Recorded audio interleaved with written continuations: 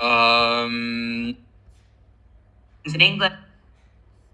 Yeah, so like obviously, as I said, the main thing is the sparring, getting ready for the fight, and lots of punching, lots of pad work, and all that, working on your technique, and all that is a given. But just S and C and the running and that's just a part of the puzzle. Yeah. But the majority is the boxing. Is the boxing. It's actually getting in and practicing. 100%. There's nothing like, as you know yourself. Like, one of the big things that our players go through, and you obviously go through a lot, because not only like have you got hundreds of thousands of people in the room, but you're on the cameras, people are watching this worldwide. When you're walking into that ring, I mean, I love your walk-ins, I love the music, but I actually get nervous for you as well, and I'm like, bloody hell, like I'm sitting here getting nervous for him, thinking, God knows what Conor feels like. Have you got a way of channeling that? Do you get nervous? Is it a good nervous energy? Are you able to turn it into a positive energy? How do you deal with it? yeah, I believe I turn it into a positive energy because, like, the fighting is the fun part for me. Like, I love the fight nights. Like, the training, it's all right. I know you have to do it, Yeah. but like, I definitely much prefer fighting than training. You know, Yeah. so like getting to the fight night, like knowing whenever I get to the fight night, like knowing I've put in the work, you know, and that's where I get my confidence from because I know I do train hard. You know, I know I put in the work, and that's where a lot of the confidence comes from. But just knowing that, right, we're here now, no injuries, no colds, no flus. Yeah. You know, all the hours and sacrifice that I've done comes down to this. Yeah. And that's why you see me when I'm coming out, I'm laughing, I'm like buzzing, I'm dancing, I'm singing to the music and getting the crowd and everything going. And that's what it's all about, you know? Yeah. And I do love that. And it definitely turned into a positive. And I think that's why I perform on the night as such, because like I'm not nervous. I'm not like, oh, well, what can you? But I know the work I've done, and I believe in my ability. And if I didn't think I'd beat the boy, I wouldn't be in the ring. Yeah. And that's just how it is. Now, your ring walkout, I want you to tell everyone the song that you come out to, and also why you chose that song. Yeah, well, I've had a few different ones. I came out to Working Class Man at the start. I think it was my coach. He used to walk out. Came out to a few Irish songs, and then obviously I was headlining on St Patrick's Day, that one that you were at. I came out, did a bit of an Irish song at the start, and then it burst into Run This Town because it really got the crowd going. Yeah.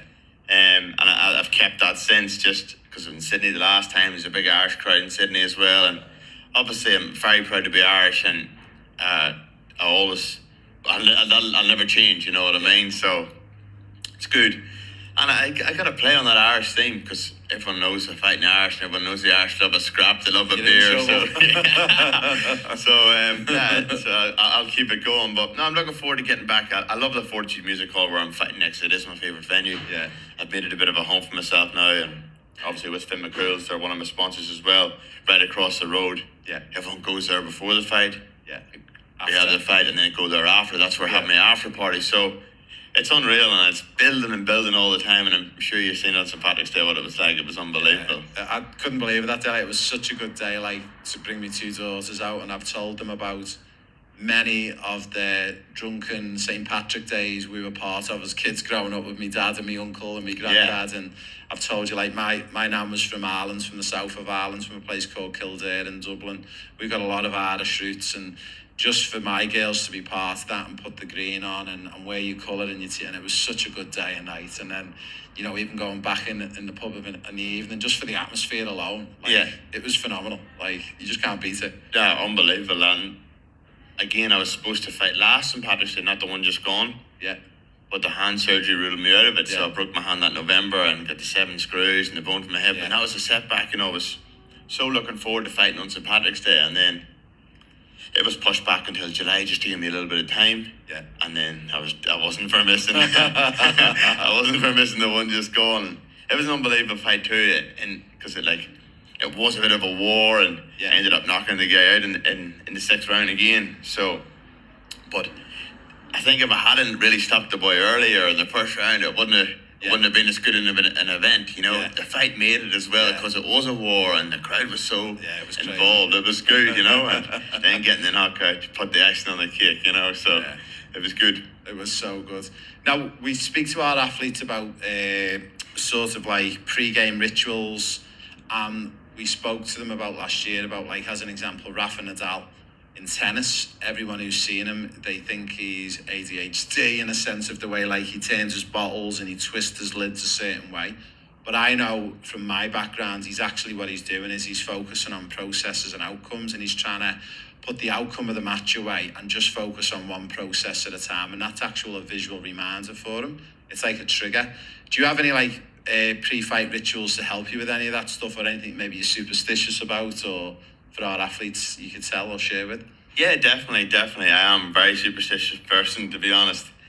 I don't like to change much. I like to keep the same routine, as I said earlier in the podcast. But like, so after I have the weigh-in and stuff, I start to refuel and rehydrate. I always go to an Italian restaurant. Yeah. Then the night before the fight, just like to carb up and pasta and stuff. And that's one thing I always do, but go to the same one all the time. Marinara at Clayfield, you probably know it. Lovely. Yeah, I go there and then I get up. So on the day of the fight, I don't like lying about, and the day drags, you're just sitting thinking about the fight. So I like to surround myself with, get out and go for a coffee and be around my mates, be around my missus, and it takes your mind off the fight as such. Yeah. Because on a normal day or from sparring, I never lie in bed all day or rest, or your mind's just doing overtime. So I like to, it's just another day, and then I'll go to the pool, jump in the pool, have a bit of a swim, bit of a stretch. Yeah. Feel good, and then actually train the day of the fight as well, because it just helps you settle the food. Yeah. And I train twice a day anyway. I don't do a mad session where I'm absolutely gassed, but I do a good blowout. You just feel better, what you feel like after getting the body moving and stuff. And then I'll go home and have a bit of a feed, follow my plans from my dietitian and stuff, and then I head to the fight. But obviously I like to wear the same boxers and stuff at fighting. Just stuff like that, It's just a real common thing. And same little prayer that I've always said since I was 11. Just at what my first boxing coach, he done this little prayer verse, and I've always said it before every fight, Yeah. Just simple stuff like that, but just keeping to that routine again. Keeping to that routine. Yeah. Get my training session all in, feel good, the food that I eat. Yeah. Know what works well for me, what doesn't work well for me. So I've been around the game a long time. I've been boxing for almost 20 years and stuff, and you pick up things along the journey, along the way, and I got to use them to my advantage. Yeah. Now, roll on this fight, and let's imagine you get over the line with that fight and you put that one away. What's the next plans? Because you've already said you're ranked number 2 in the world. Who's in your sights? Who is it? Who do you want to fight, and where do you want to fight, and what's your dream?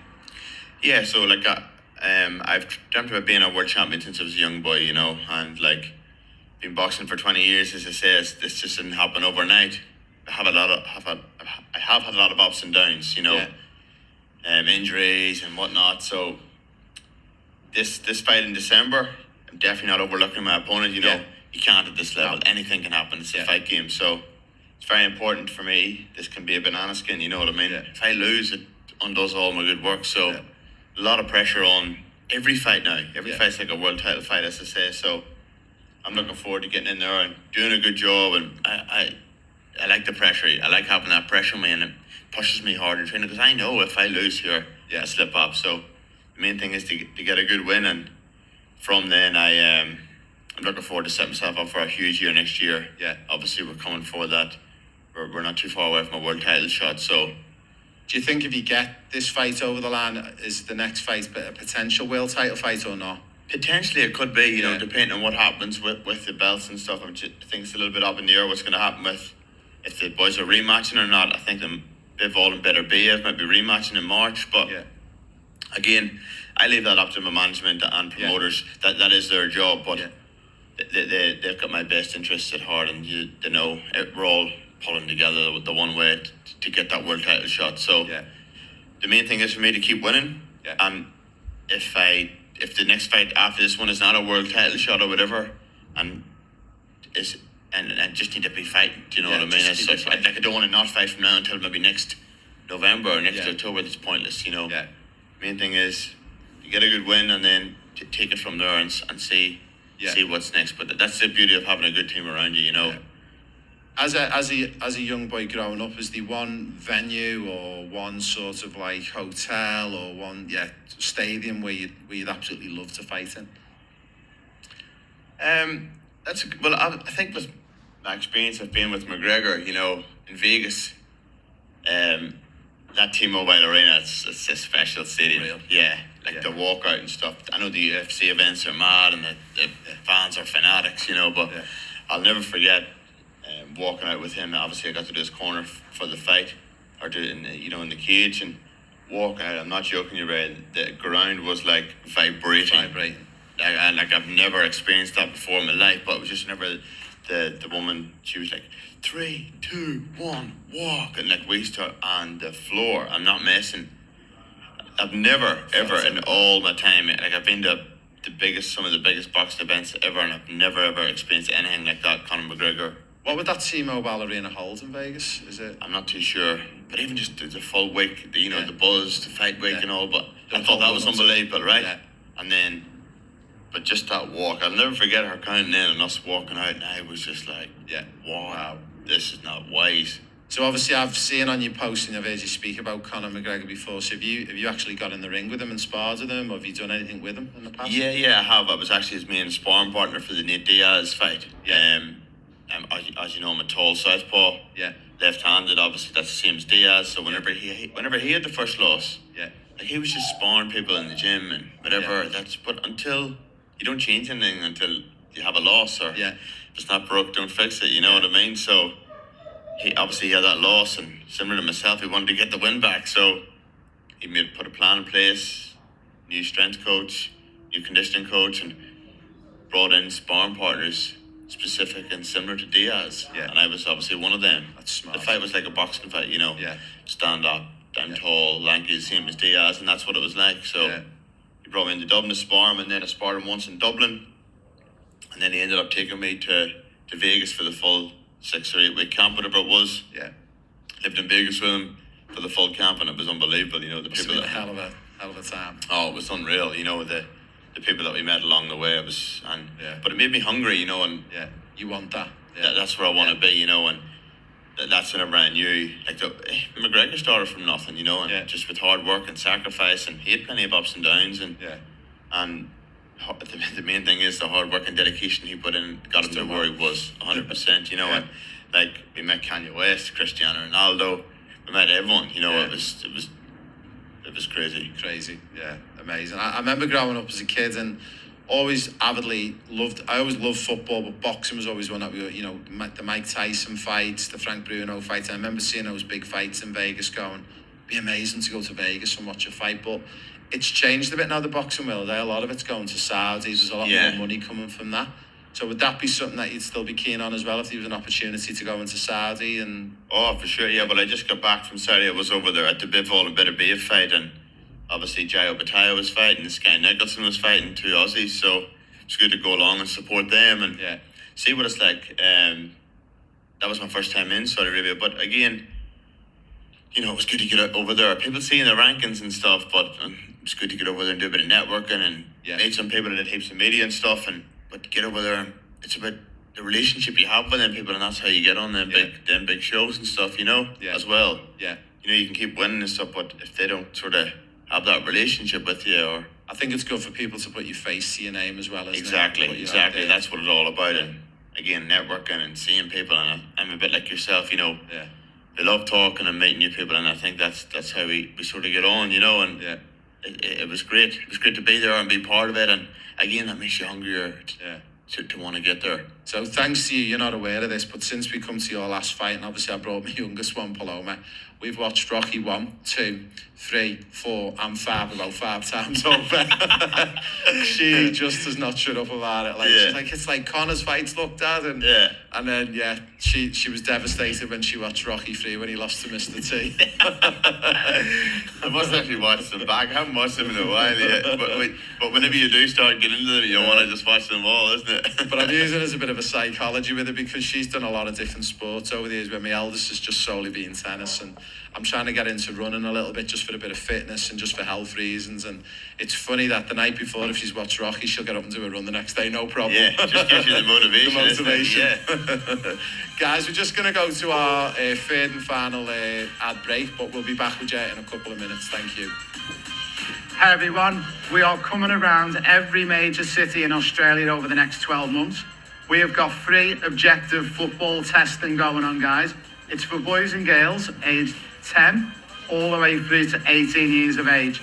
The objective testing is quite simple. We'll put you through our 6 tests and it'll give you your results, physical, technical and tactical. And also, we're going to choose 16 winners to join us on an all expenses paid trip to Europe in 2024 and also 2025. Guys, what have you got to lose? Nothing. It's free to sign up. You get free objective testing and you'll get a free feedback, and maybe you'll be joining me at the Santiago Bernabeu in 2024 or 25. Hi everyone, this is Raymond Wood at the Raymond Wood Podcast. We're back for our little final section with Connor Wallace. Now Connor, we've been speaking about Saudi, Vegas, big fights, pre-fight rituals, your support system and your network. Obviously, forecasting a little bit further ahead. I know you're still only young and you're still in your career, but do you ever have any thoughts about like when it's all over and you finish boxing? One of the big things I'm saying this is that one of the things we discovered in football and more so in men, it was really, really hard that men go through this lifestyle of living this, people see it as a luxurious life, and I know it's not. There's a lot of hard work that goes into being an athlete in any sport, but once that stops, sometimes unfortunately there's a lot of men who go into like depression and breakdowns and stuff. And what we discovered was in the football world is they don't really future plan ahead. Have you got anything in your head where you think, you know, are you just going to go complete family? Would you like to be a coach in boxing? Would you come out of boxing? Do you ever think about that stuff post-career? Yeah, definitely. You know, obviously, boxing's been a massive part of my life, and even whenever I'm not boxing, I do enjoy a little bit of coaching and some of the charity programs. And I'm sure you've heard about the Fight for a Cause, or you know, the train for 10 weeks and fight at the end for those people for a good charity. You know, I get a lot out of that, and I do a little bit of PTing and stuff here and there. Not so much now, obviously, when I've got the big fights and that coming up, but did a lot of work with the NDIS and stuff. You know, the kids with learning disabilities. And whenever I first came to Australia, I was PTing and, you know,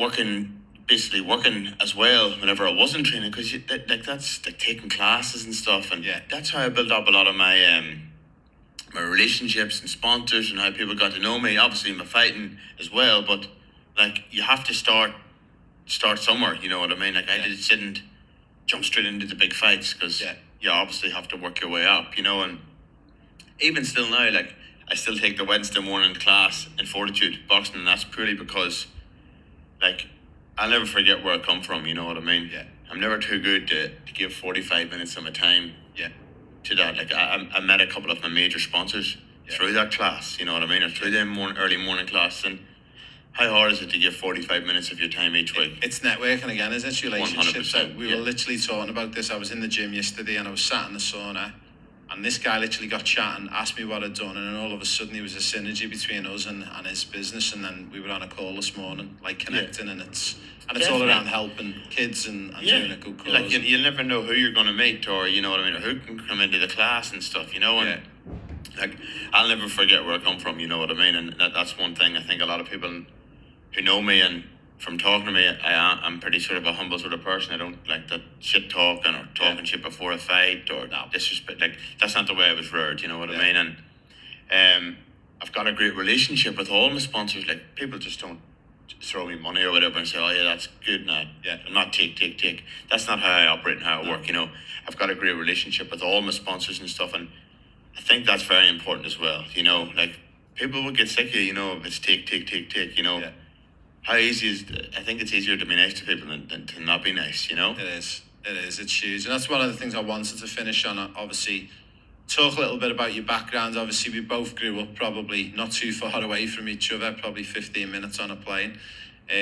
Where did you grow up? I know where you're from, but just for our listeners listening, and what was your upbringing? You know, mum, dad, siblings, friends, family? Yeah. Well, I was born in Newry, and just right on the border between the north and south of Ireland. So an hour from Dublin and 45 from Belfast on the northern side. My mother and father, Brian and Serena, and my sister. I've got a brother and sister, one older sister and one younger brother, Neve, Ellen and Guy. My brother, they're actually all here as well. It's just Yeah. my mum and dad are back at home. So, now got a great life coming up, and obviously in primary school went to St Cummins College then, but I've been boxing. I actually started boxing because I was getting bullied in primary school. That's why I started, and Wow. I didn't think I'd be here today. Yeah. Boxing. So, it is what it is. Again, it's the sacrifices and stuff you make, and I'm a very competitive person. When you start winning, you get hungrier and hungrier. And Yeah. that's where it led me to. But I've had a great life, and I think the backing of the parents is massive as well. My parents wasn't taking me or pushing me on, I probably wouldn't be here today. Yeah. So Yeah. I owe a lot to them as well, and hopefully one day they'll be able to retire or whatever, and Yeah. I'll be able to support them, or maybe they'll come out here, and it's good, So again, all the work that we've put in comes down to this next fight. Yeah. So Just one fight at a time. one fight at a time. Yeah. You're only as good as your last performance, and that's why I never get too carried away. Yeah. And like we just talked about, and to doing the class and stuff in the gym, I'll never change. And Yeah. some people say, "Oh, you don't need to be doing them class, or you don't need to be taking." I was like, "Nah, Yeah. that's just me." You know what I mean? And Yeah. It's funny, like, to finish on, like, they say it's a very stereotypical answer that a lot of football players get asked. Like Liverpool at the moment, my team, they're top of the Premier League, top of the Champions League, and, they're asking the players, you're going to win the league this year, you're going to win the Champions League. But the players are grounded, and the coaching staff are grounded. Like, look, we're only a third of the season the way through. It's one game at a time, one training session at a time. And people think they're just saying that, and secretly in the background they're jumping around celebrating. But I know they're not, and it's like with you. You can't afford to do that. You can't think 2 fights ahead. You've got to think about just the next Yeah. training session in front of you, which is going to get you to that fight. 100%. And it's a combat sport, or it's a fight game we're in. Anything can happen. Yeah. You cut or break your hand, and I know that Yeah. myself. Yeah. Everything can be going well, and then Bang. with the flick of a switch again. So you got to be ready for all that. So Yeah. We'll wish you the best of luck, mate. We're going to be there. We've got our staff Christmas party. It's going to be at the fight, and we're so excited to come and support you. And it's going to be super exciting. So it's at the Fortitude Music Hall in Brisbane, 11th December. What time's it kick off? yeah, it kicks off about 6 or 6:30, I would say. 6:30. My fight's the main event, so it'll be the last fight. But it's a great. It's a stacked undercard as well. So every fight's going to be a great fight, and obviously for those that can make it, jump on my Instagram or whatever, and the link for the tickets is in my bio. And if you can't make it, tune in live on DAZN all over the world. So Yeah, we'll share it in the show link. So a big thank you, Conor, for joining us again. No worries. And hopefully the next time we have you on, we may be getting closer to that world title fight. Fingers yeah, crossed. fingers crossed. That's what we want. But as we said, one fight at a time, and we got a job to do on the 11th of December, and we'll take it from there. Yep. Amazing. Everyone, a big thank you for joining me at the Raymond Wood podcast. We're going to be back pretty quick. We've got 2 more podcasts coming up in the next 7 to 10 days. So big thank you for joining me and Conor. And I think everyone will be wishing Conor the best of luck. Again, in the show notes below, we'll put the link in if you're interested in coming out to Brisbane and supporting Conor, who's an Irish/Aussie. And we hope him all the best with his boxing. Thanks, everyone.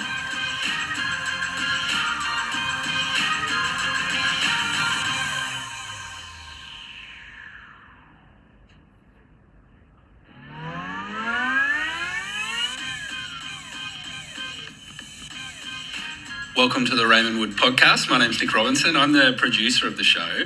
My business is Clearshot Digital. If you want to chat about podcasts, I'm your guy. However, today I thought we'd sit down with Ray because he's been talking to a lot of people and getting their story, but I wanted to take the opportunity to sit down because you've been very busy. There's a lot going on, and I wanted to take the opportunity to speak to you a little bit about the academy that you've got coming up. We've had a lot of comments and messages come through the socials and the website about what's going on. So, Ray, could you give us a bit of insight as to the academy and where we're up to in the process? Yeah, so obviously it come from listening to the complaints departments of parents in Australia. Obviously, any sport you play is very expensive in Australia. As we all know, if you play football in Europe, where I'm from, football's free. You don't pay for it.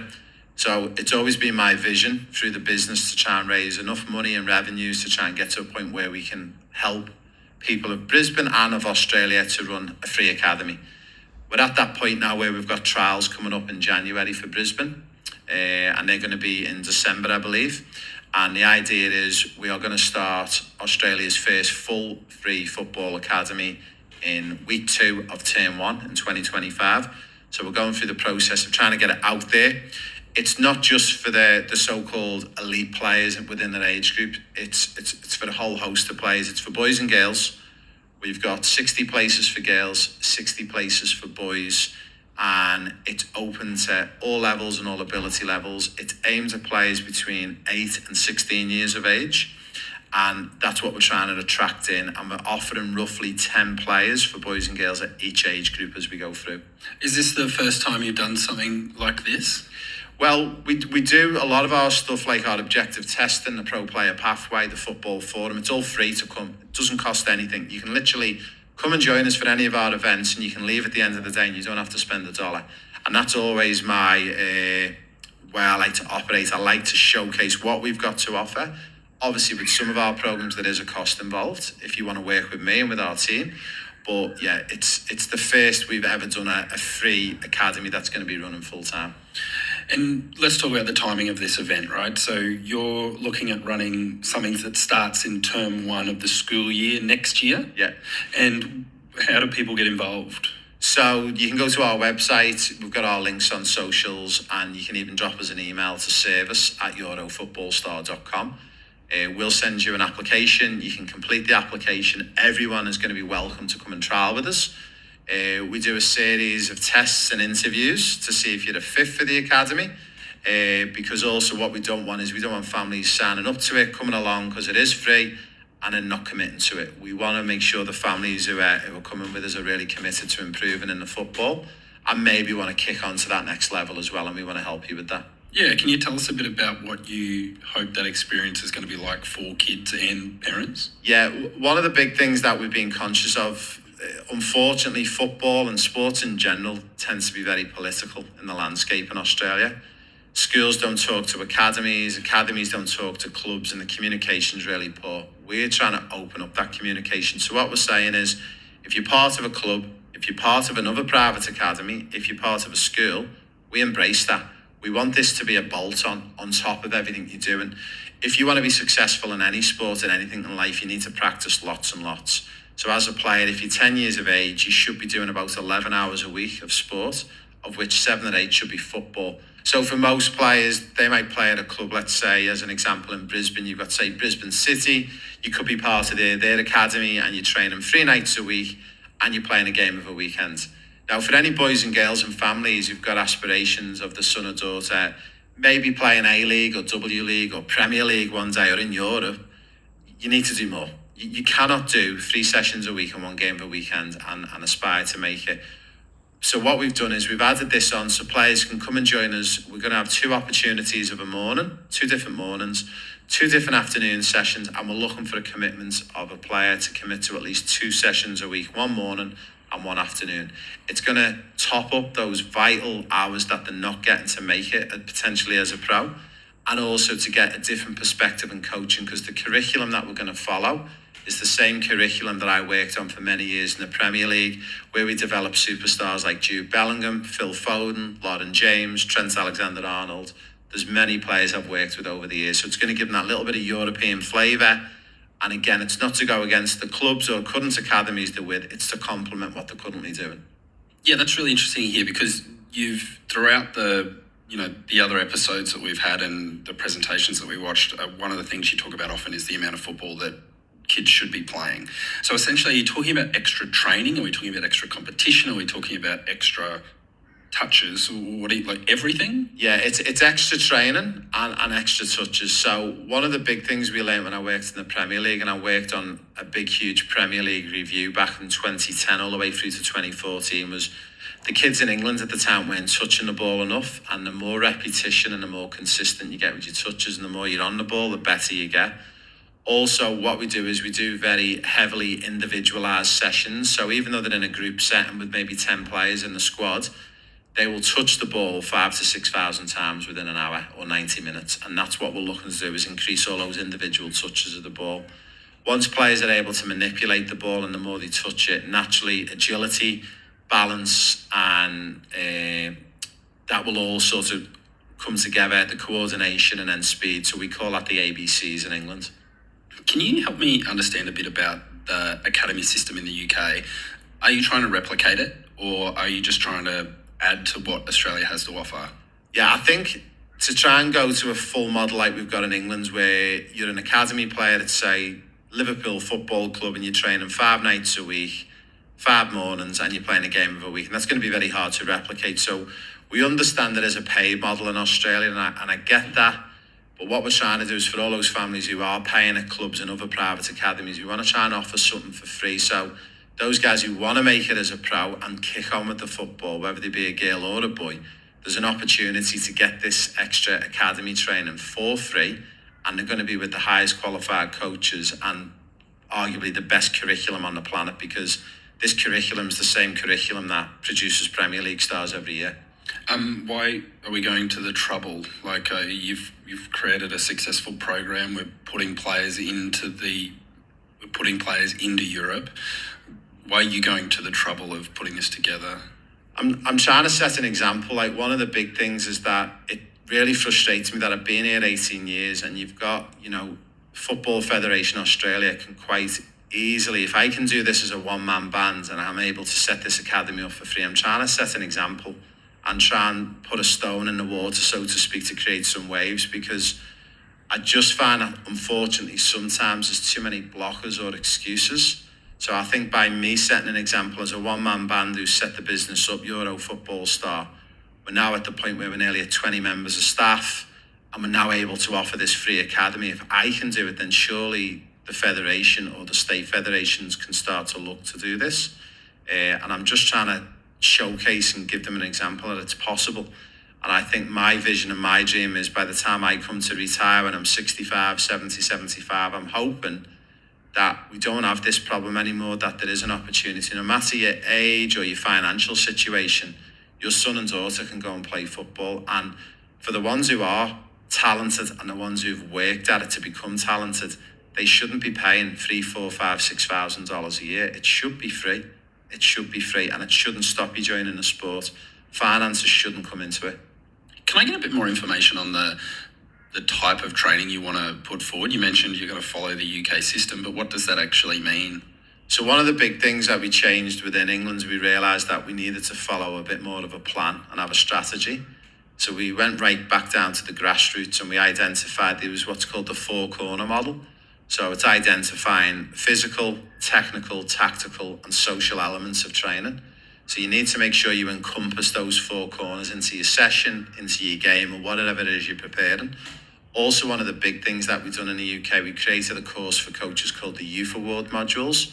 And it's actually recognising that players aged 8 to 11 need something different than players aged 12 to 15. So it's going through what we call a youth phase, which is players aged 8 all the way through to 18.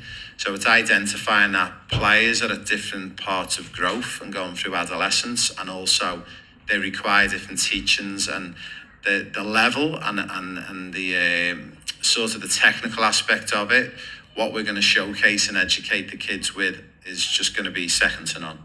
For those that have followed you in the pro player pathway, do you need to be part of this program, or are you going to force people to be part of this program? Not necessarily, no. Like we've said to our families on the pro player pathway, look, if you're based in and around Brisbane, by all means come and apply. Obviously, because they're following a lot of our protocols and our pillars to our program, they definitely are going to have an advantage. But we are definitely not saying you need to be on our pro player pathway and paying us for that program to get the free academy. We will choose players based on ability levels, desire to be in the game, and basically the main thing is committing to the program. We don't want players coming, and this is the big thing, we are going to be charting, so it's going to be a minimum of 2 and a max of 4 sessions a week. Anyone who misses more than 2 sessions in a term will be pulled in for a meeting, and they will be removed from the program. Now, obviously, if people are sick or ill, we'll consider that. But yeah, we definitely don't want people who are signing up and then are not turning up to it.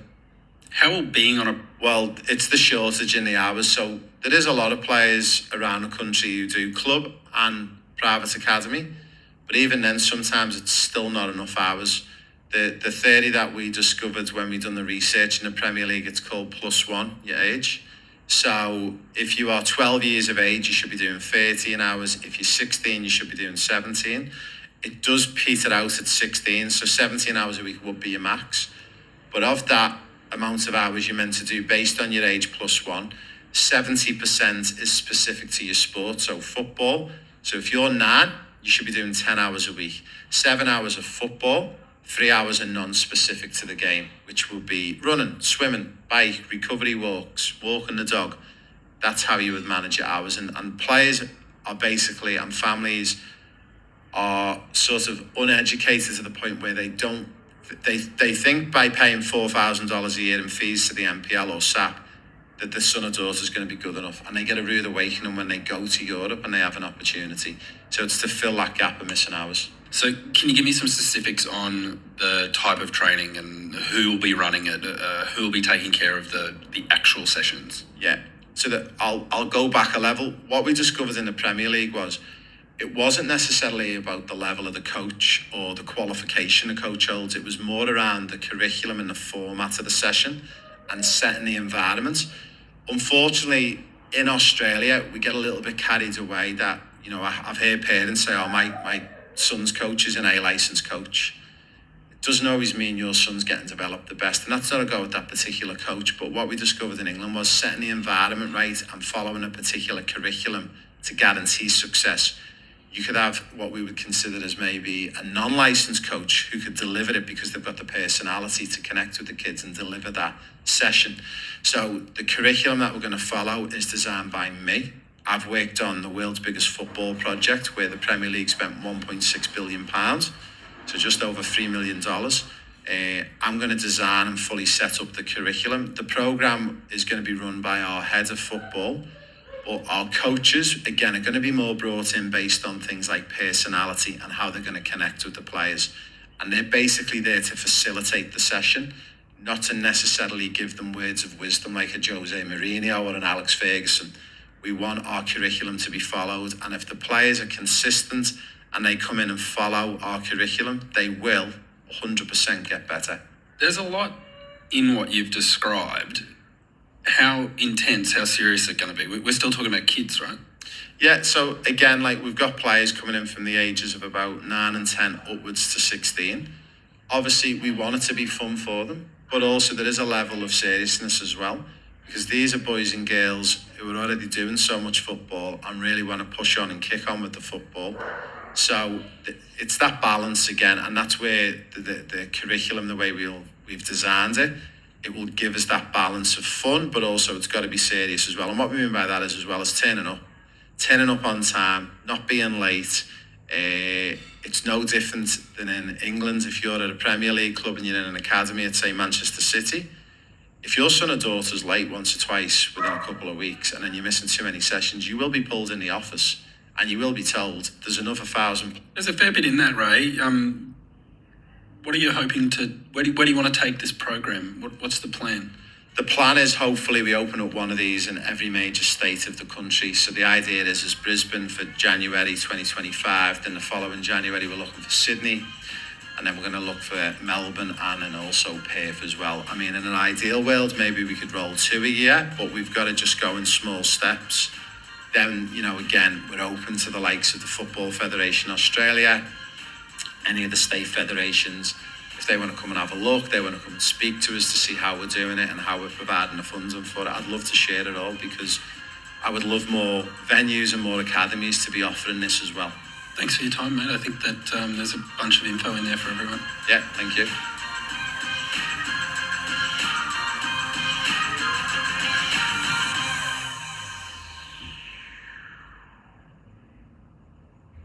Yeah, it's still there, just about, you know.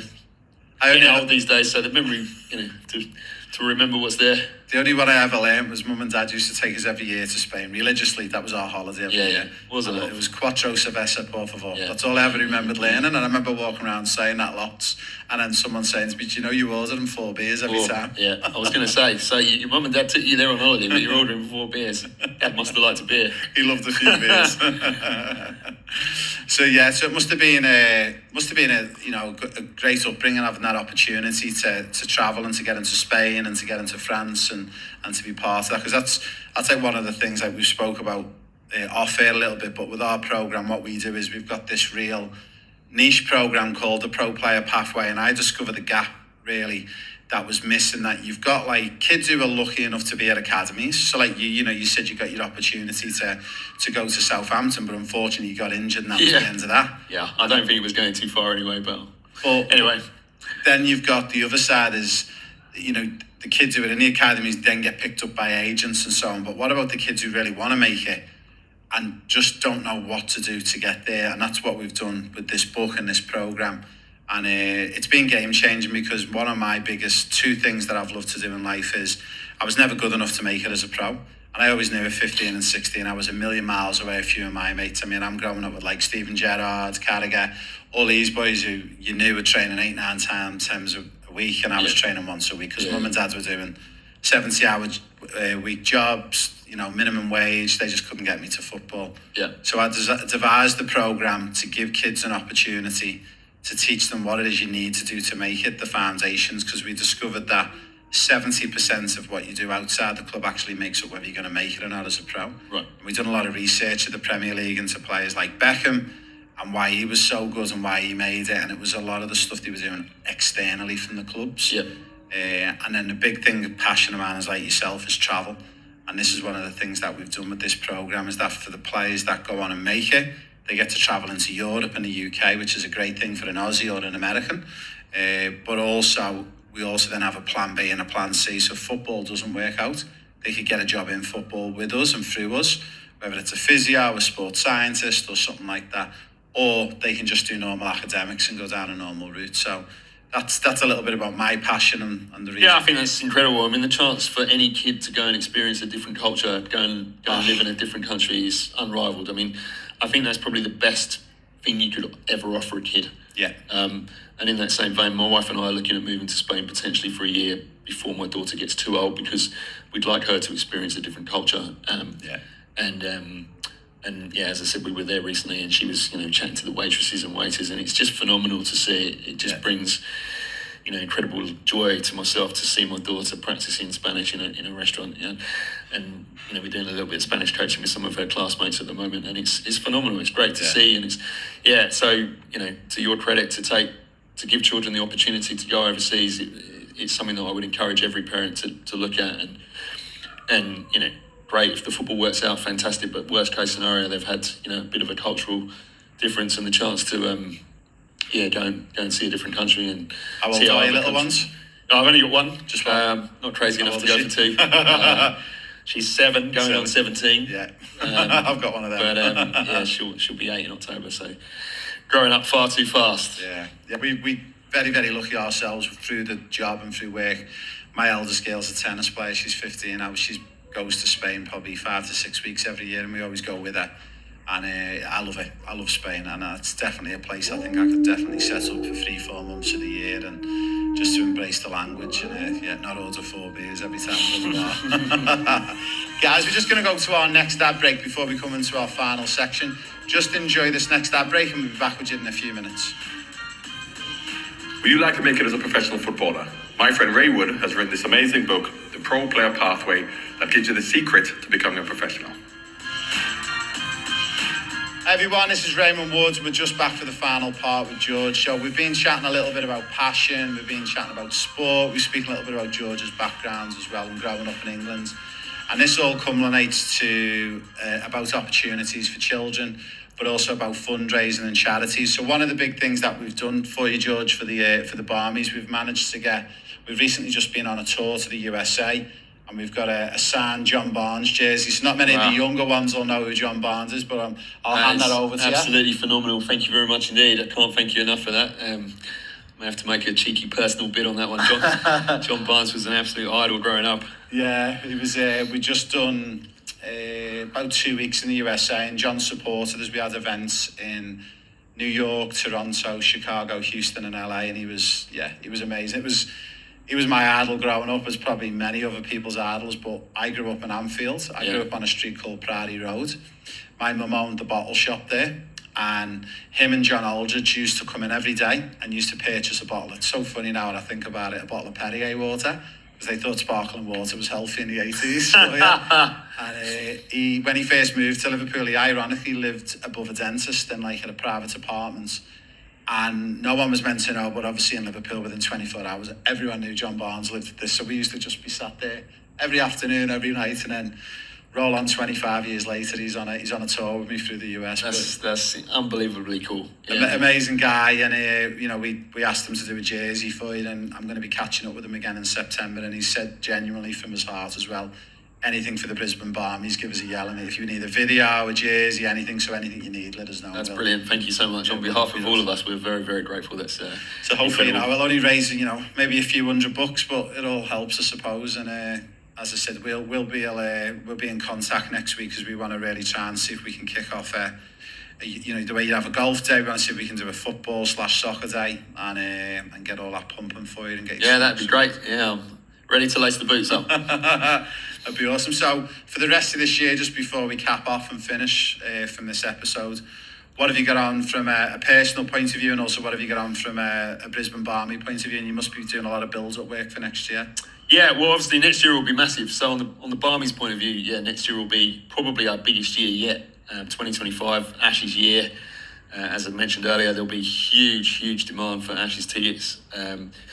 We'll be doing our best to try and negotiate as big a portion as they'll give us. Cricket Australia don't love us. I mean, they do love us externally, but they don't love us in the sense that they don't want us all congregated together, because obviously the noise and the support, makes it feel like an away game even for the Aussies. So they tend to try and split us up, but I'll be pushing for as large a section as we can get our hands on. And in terms of charity, obviously every year we say that it's going to be bigger and better, and we'll be doing all we can to raise as much money for whichever charity we choose.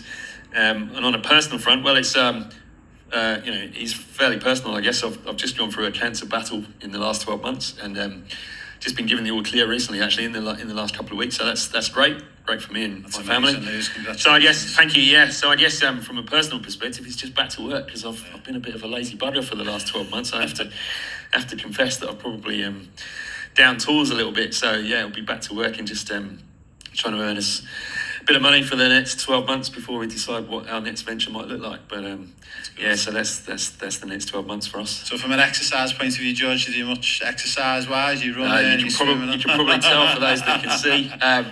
We play five-a-side football on a Monday night, just down at Nathan. There's some artificial pitches down there. Yeah. So we just rent a pitch on a Monday night. It's just 10 to 12 guys. We're all John Barnes wannabes. We're probably all from the John Barnes era. Every now and then we get a 19-year-old hotshot who turns up and dances round us. But it's really great, actually, because the level's quite good. We've got a couple of ex-pros play. There's a guy from Scotland who played in the Scottish First Division, and there's a couple of really decent players. But we're all, as I say, we're all just old and want to be Messi's, and we just did that on a Monday night for an hour. Yeah. And actually, it's really good fun. No ref. Yeah. Often don't need a ref, really. We're all a group of mates, and it's just a bit of fun. So we do that on a Monday night, and that's about it. And the rest of the time, I'm kept busy coaching my daughter. My daughter plays in an under-7s girls football team, which is a challenge, as you might be able to relate to. Trying to keep 4 players on the pitch at one time is a challenge. They're all plaiting each other's hair, or seeing their cousins across the park and running off in the middle of the match. Having a 7-8-year-old daughter, that keeps me definitely busy. Keeps you fit. Keeps me fit. I do a lot of coaching at the local school. The school that my daughter goes to, I coach on a Thursday and Friday morning. We do a sports program for the kids at New Farm State School, which is amazing. Which is good fun, and that keeps me fit as well, because I tend to throw myself in and end up playing rather than reffing. So it's always good fun. One question I'm going to ask you before we finish, actually, a mate of mine last week, we were chatting, and I said, I've got you coming on. And he wants to know, and I couldn't tell him, but he said, who is it who wears the Queen Elizabeth mask at the Barmies? And then obviously it's now King Charles, I take it. Yeah, so that is the same person? Or? Yeah, it's the same person. Yeah, it's the same person. Yeah, so that is Andrew Hale, one of our main men. Slightly funny because he's I don't know, Andrew. I'm sorry that I get this wrong. He's got to be 6'6". He's huge. I remember him at the Ashes. So he's a years ago. 6'6", masculine, massive bloke. He looks great in a dress. Yeah. With his handbag and his corgi. The Prince Charles, the King Charles, I should say, the King Charles outfit is maybe, it's a little more subdued because obviously it's not a 6'6" bloke in a dress. But yeah, no, he's been great, great fun. One of my greatest memories is the tradition is that every time the national anthem plays, he will go out and sort of salute the crowd. Yeah.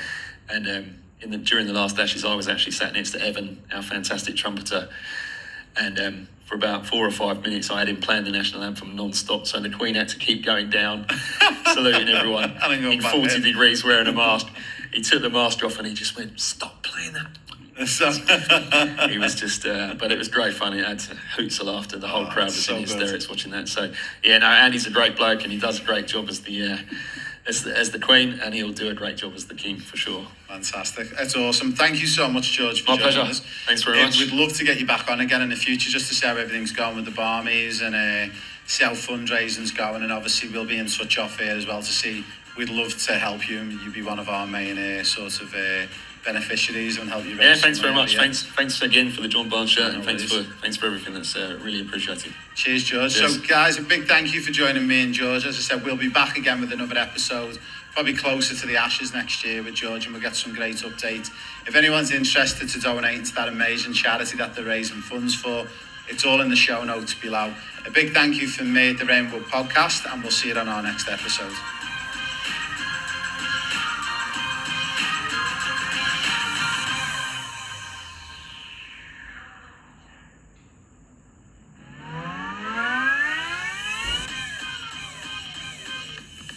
Hi everyone, this is Raymond Wood on the Raymond Wood Podcast. Now we're very, very excited to bring another episode, but also we're super excited to bring one of our players, Nathan Long, who's on our professional player pathway program with us.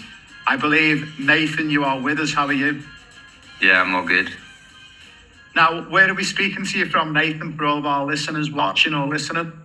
Perth, Australia. Here from Australia. Now, I believe you joined us on our program, was it around about April this year? Is that right? Yeah. Well, yeah. Yeah. So you joined us on our professional player pathway. So what we're going to do is for the next 15, 20 minutes, we're going to walk through our listeners and mums and dads out there who are maybe already on the program or who are considering joining the program. And we're going to walk through some of the pillars of the program and see some of the best bits that you're enjoying, maybe some of the bits you're not enjoying, all the extra effort you're having to put in.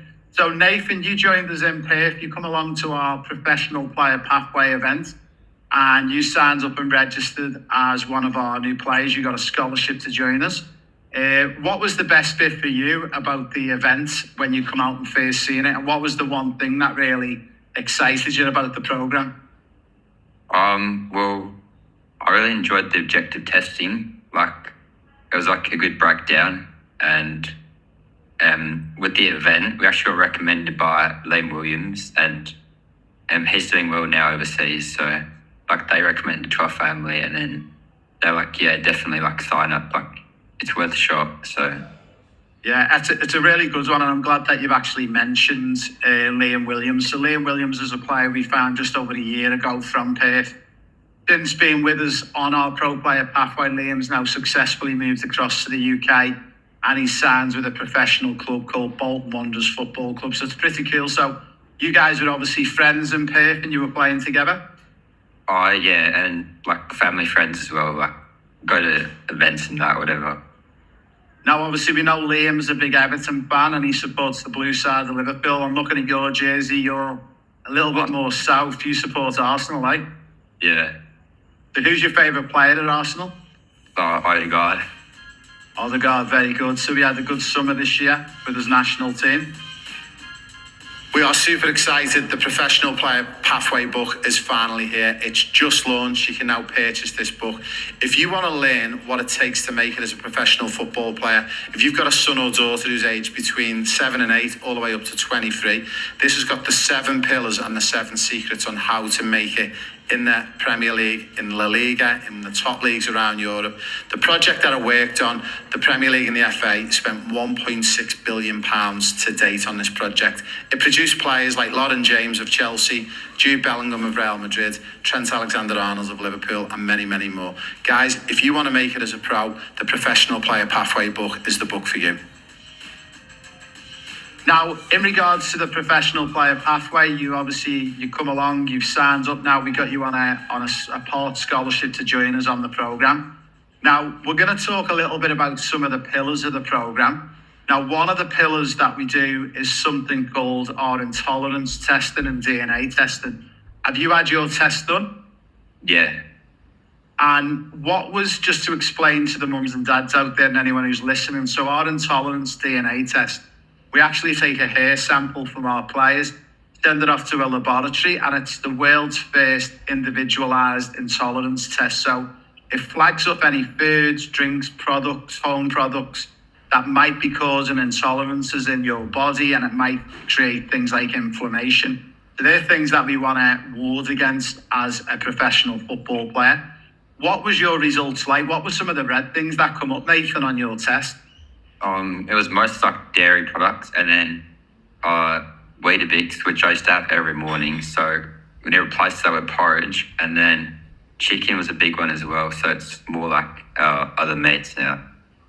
Wow, so you had to get rid of the dairy products pretty much. I was the same when I had my test done, and it's not surprising that 80% of our people who get tested actually flag up not to have milk or dairy anymore, because it does actually cause an inflammation, not only in many parts of the body, but we've discovered it causes inflammation in the throat as well, which can affect your breathing, which is a big thing, actually.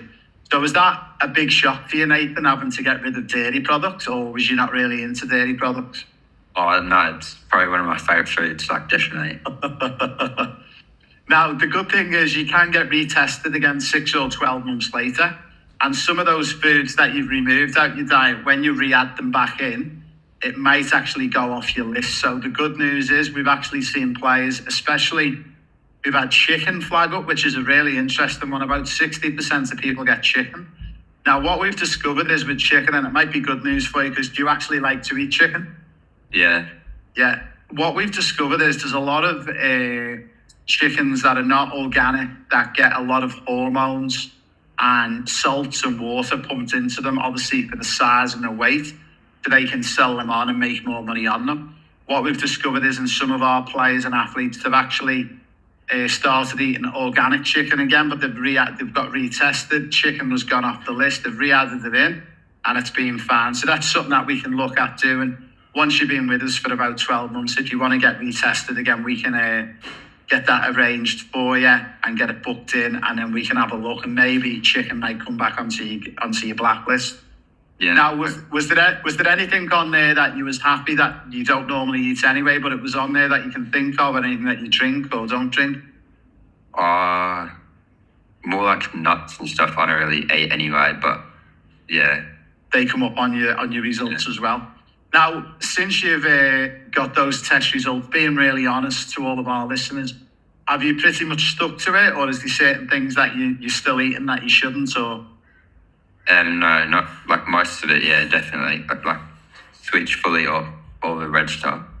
Have you noticed any differences since you've done that, like anything to do with like sleep or recovery or skin or hair? Yeah, like, well, skin's big one, I reckon, because my skin wasn't that great like a few months ago. And then sleeping as well, yeah, and then I feel like more energy maybe. Yeah, like, I mean, I'm looking at you and your skin looks phenomenal, and it's funny that I've been the same. I even I'm in my 40s, but I did have a lot of problems with like acne and that still. Yeah. And since I've done my test, I've removed everything. I was blown away of how good it was, and I wanted to get it done just purely to give it a go and get it tested to see what it was like, but it's been a game changer. Now, one of the other pillars on the programme is match analysis. Now, have you had your match analysis done? Yeah, it's a few weeks ago.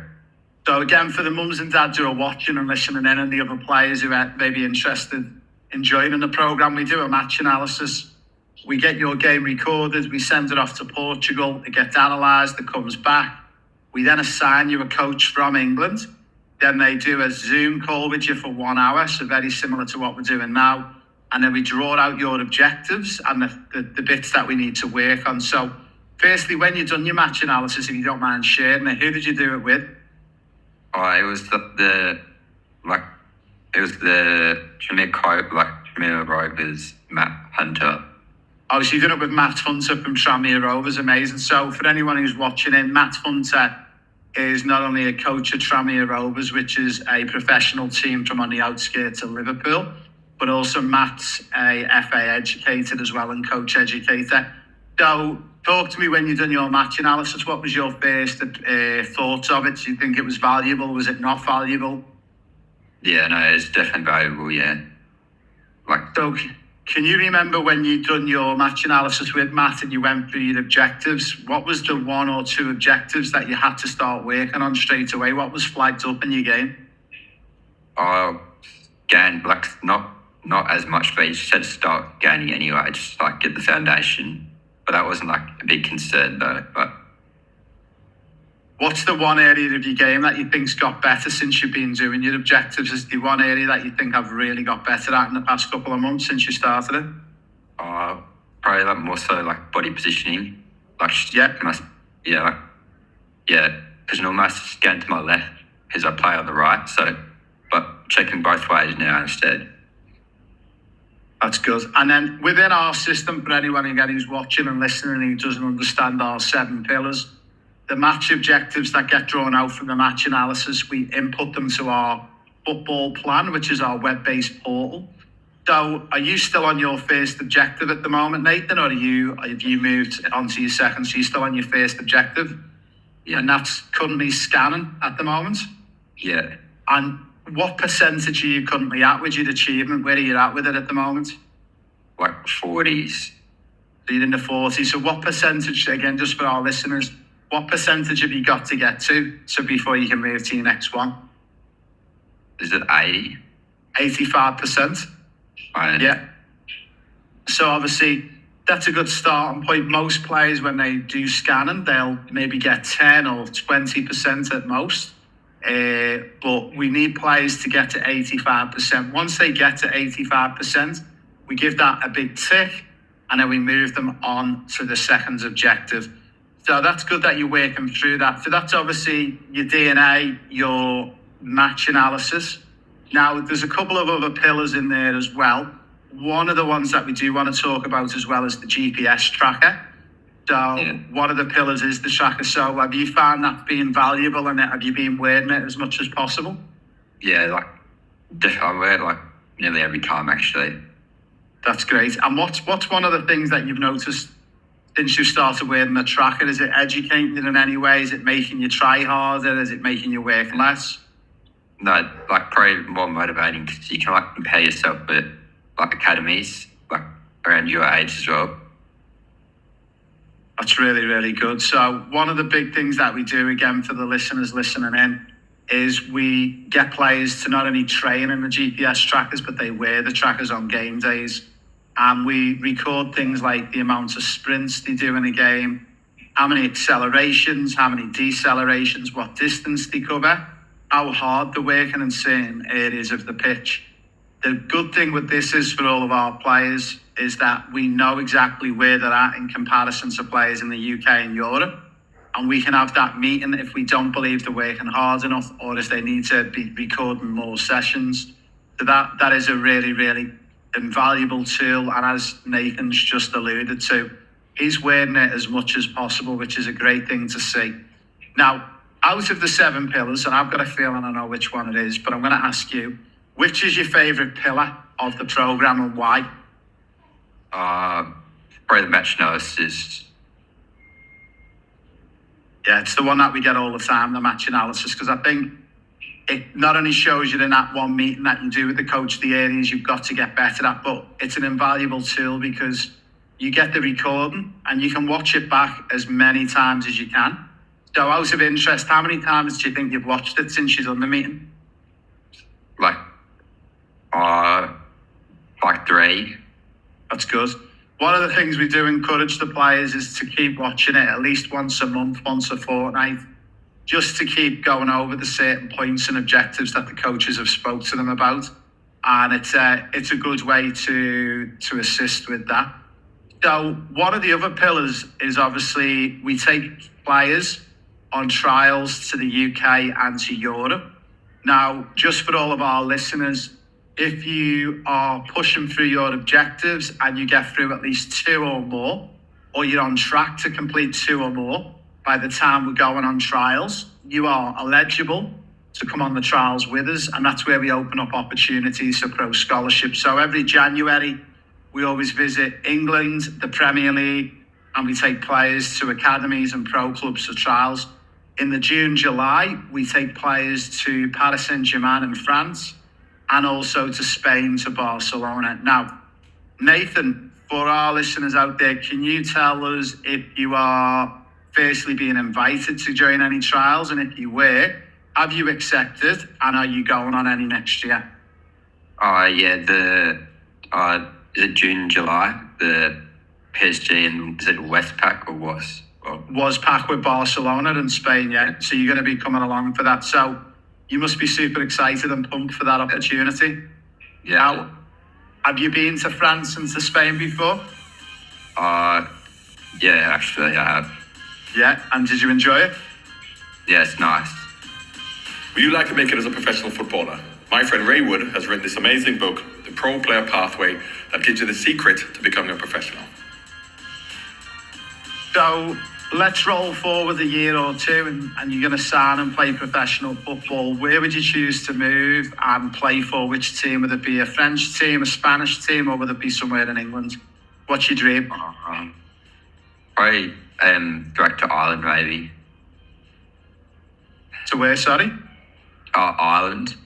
To play in Ireland? Wow, I didn't think that one. So who would you like to go and play for in Ireland? Like Shamrock Rovers, maybe.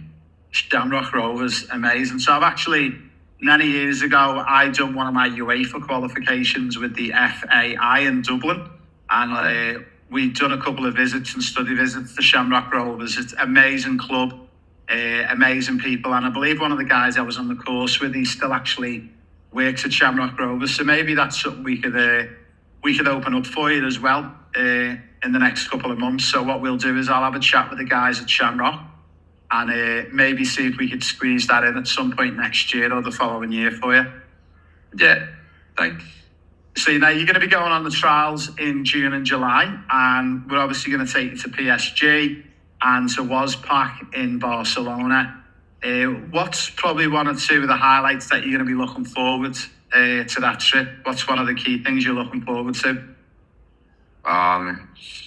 Like seeing different levels in Europe, like in comparison. And then, I don't know, it's a good experience, or like good thing to have on your record. Yeah, it's going to be a good thing. It's going to show you the levels in Paris. It'll show you the levels in Barcelona, and then in comparison to England and to Ireland as well. So it's going to be super exciting.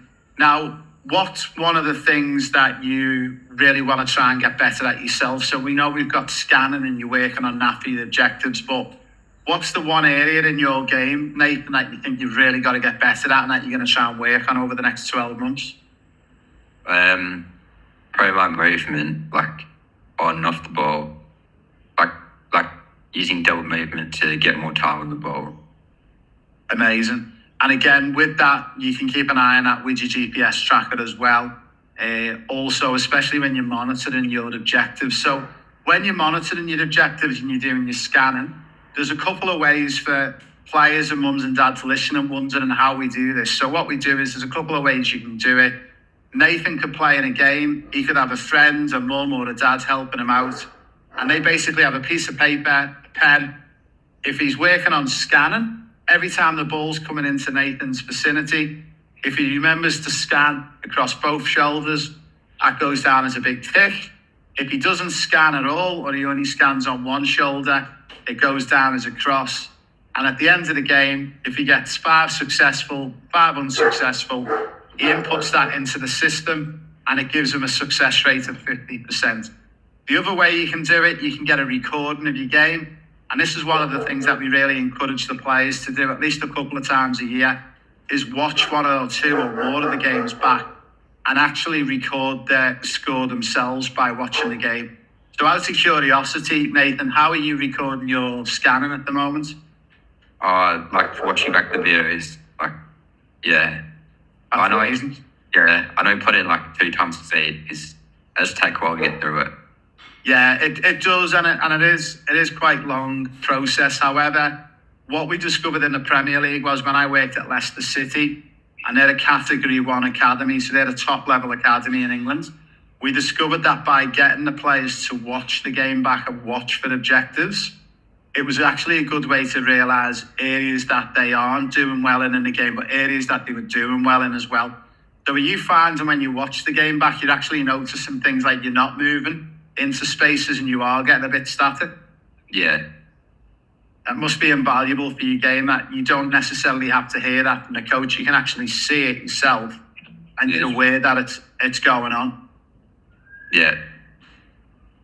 Now, in regards and into comparison, before you come to the pro player pathway and you joined us on the programme, do you think it's been a big help and a big advantage to being on the programme? Yeah, definitely. Like, especially like knowing about like how much hours I need to get in a week. Like normally I wasn't doing much before, but like I'm really working the hours. So how many hours a week are you currently doing at the moment, Nathan, just so our listeners can get an idea of what you've got to do? There's 16 plus 1, so 17 hours. And of those 17 hours, you're doing about 70% football, and then the rest is things like other sports, recovery. So within your 11 or 12 hours, obviously you're doing football. What you do outside of football for the other 4 to 5 hours? Can you explain to our listeners some of the things that you do? I do a lot of running, like cross country, like maybe the gym in the morning, go to the gym, or like swim, so like recovery wise. That's amazing. And again, you've obviously noticed since you've upped your hours, you feel like your game's getting a lot better. You look forward to working with you over the next few years, Nathan, and hopefully maybe one day pulling on that jersey for Shamrock Rovers or maybe Arsenal. Yeah. That sounds amazing. Well, a big thank you, Nathan, for joining us. And a big thank you from me at the Raymond's World Podcast. Again, if you want more information, you can go to proplayerpathway.com, or you can go to eurofootballstar.com, or you can drop us an email to service@eurofootballstar.com, and all of our contact website links are in our show notes below. And we're going to wish Nathan the best of luck for the future. So a big thank you from me and Nathan and everyone at the Raymond's World Podcast. Have a great day.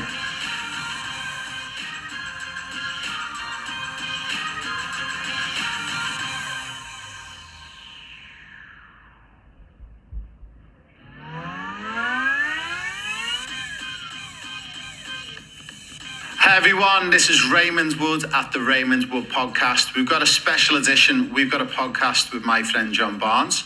We're going to be splitting this into 3 sections and 3 different parts. We're going to learn a little bit about John's life before he played football, and we're filming live in Chicago today. The second part is going to be coming from Houston, where we're going to talk about John's career at Liverpool, at Watford, and playing for England as well. And then the third part and the final part is going to be recorded in Los Angeles, which is going to be a phenomenal venue.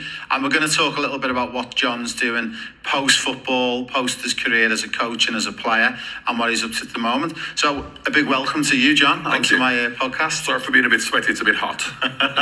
It's been a really warm day today in Chicago. It's been about 30 degrees, and we actually got caught out sweating, running around as well. Now, John, we've obviously had you in our events over the past couple of days, and one of the interesting things that I discovered about you that I never knew was about your life in Jamaica and growing up in the background with your parents. So could you maybe start from the early days when you first started playing football as a junior? And I love the story about your dad and your dad's background. Well, first of all, I mean, it's that at the outset, that is my life before football. There was no life before football. I started playing football when I was 3 years old. Wow. As all kids do. Yeah. I mean, obviously not even thinking about being a professional footballer, but growing up in Jamaica, like growing up anywhere, be it Australia, be it America, be it anywhere, Africa, anywhere you are, people play football. And that's what I did. Particularly, this was, I was born in 1963. So throughout as far back as I can remember, that was what I did. My father was a colonel in the army, and he came to Sandhurst which is the officer training, British Army officer training, because of course Jamaica was a colony, and anybody from even Australia, when it was a colony, Africa, any country which was a British colony, if you wanted to be an army officer in your own country, you had to come to Sandhurst, because obviously, you know, Jamaica was a colony. So he came to Sandhurst with Andrew Parker Bowles, was his best friend. That's Camilla's husband, ex-husband, should I say, because of course Camilla is now married to the king. So he was at my mum and dad's wedding. They were classmates at Sandhurst. But my father, being a British army officer, of course he's from Trinidad, but grew up in Jamaica as an army officer, discipline was the most important thing. And my father understood that there are going to be hardships, you know, coming from one of the colonies into a camp where you have Winston Churchill and the old quintessential English gentleman used to go, and you're coming from Jamaica, and you had probably, you know, you had officers from Ghana and from all over. So he knew he had to be disciplined, he had to be determined, he had to be stoic. He also had to show them that he's equally as good as them, if not better. So he volunteered for everything. So my father then became heavyweight boxing champion in Sandhurst, never boxed before. Wow. Played rugby for Sandhurst, never played rugby before, but he then became the fullback. So whatever, and he just volunteered for everything. He actually played football himself for Jamaica, as much as he's an army officer, not professionally, but being an army officer, he had a lot of discipline. So he played football for Jamaica. He then played squash for Jamaica. When he got older, my sister swam for Jamaica. She played squash for Jamaica. My other sister played tennis for Jamaica. So I think you can figure out that I came from a very sporting background. So growing up in Jamaica, sport was everything, but not just sport. It's about the discipline and the attitude necessary for you to be successful in sport. A lot of people are always wondering why a lot of the athletes who come from Jamaica are so successful, and the obvious one is yourself. And then moving a little bit later on, Usain Bolt. Do you think it's down to discipline? Well, of course. But never mind myself, who's a footballer, talk about Usain Bolt. But before him, there's Asafa Powell, Don Quarry, Merle Notti. The Jamaican sprinters are much more successful than any Jamaican footballer, myself included. Yeah. You know, because, okay, I came from Jamaica, but was brought up in England since I was 13 years old. But Jamaica always had, from the 70s, a lot of good sprinters. Yeah. Now, they're no different to black Americans.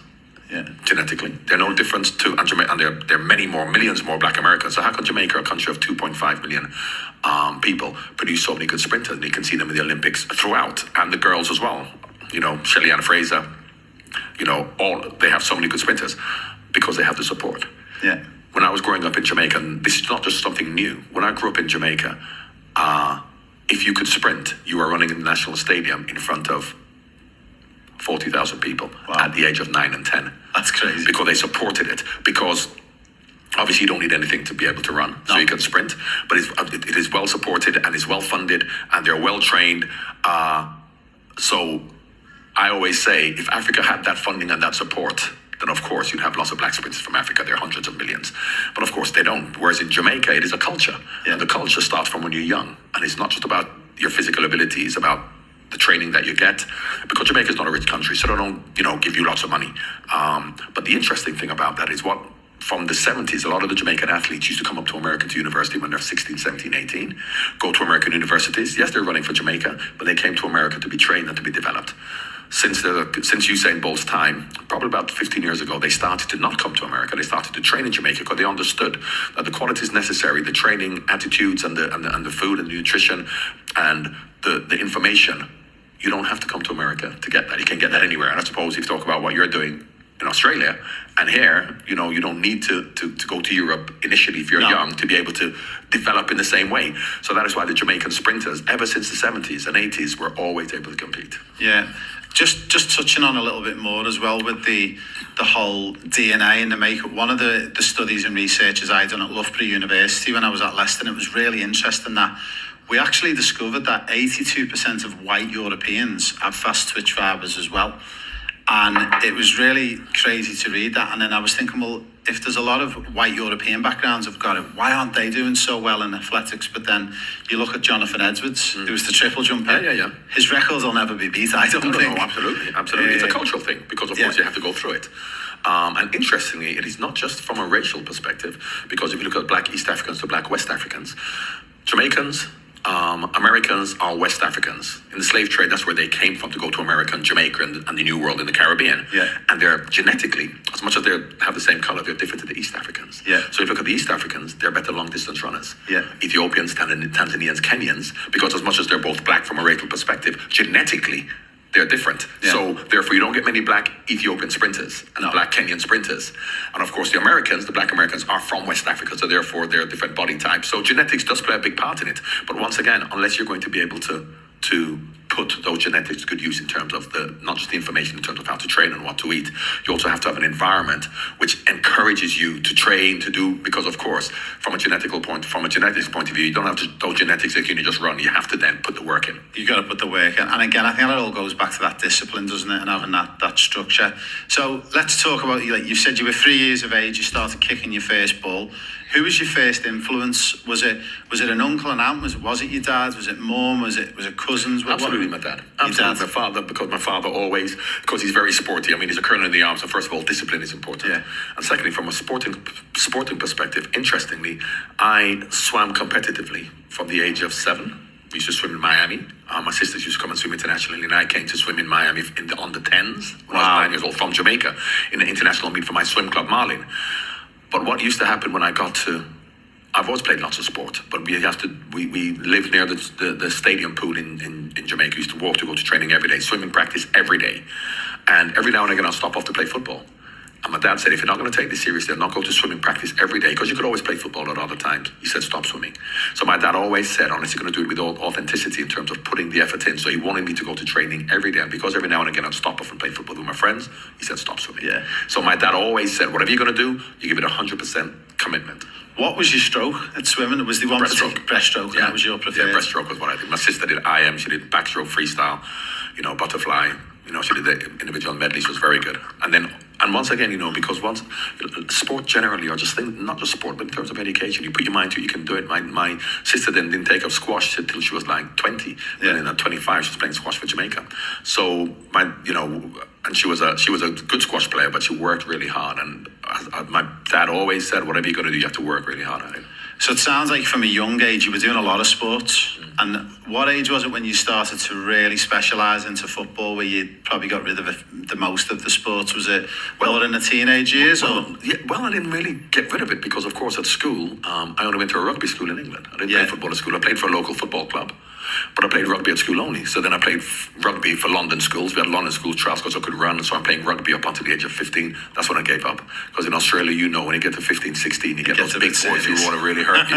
I was a good runner. I could pass. I could move. But then all of a sudden in these trials, these boys were trying to kill me. You get a few of those Kiwis coming after you. I played for cricket. I played at Middlesex when I was 13, 14. Yeah. So as much as I played football, because I wasn't concentrating on being a professional footballer, that's my favourite sport, so I loved it. But I played cricket because I loved it. I played rugby. I played table tennis. I played squash. I played all sports. And I didn't know I was going to be a professional footballer until I was 16 and a half, and I became one at 17. So I wasn't then thinking at 13, 14, 15, I'm not going to concentrate on other sports. I played sports because I loved playing sports, but football was always the easier and the more accessible sport. More natural. Yeah. It's really, this as well, it's very political and topical on early specialisation and doing a mix. And what we discovered in the Premier League and the English FA when we worked on this EPPP project, and it was through Loughborough Uni, we actually discovered that doing a multiple set of sports at a young age, all the way through up until teenage years, actually built up what was called a foundational base. And the foundational base was building up agility, balance, coordination and speed. And we actually discovered as well something that was really, really interesting. To be able to create fast twitch fibres, you need to build up a base of slow twitch fibres first. And then on top, your fast twitch fibres grows and develops.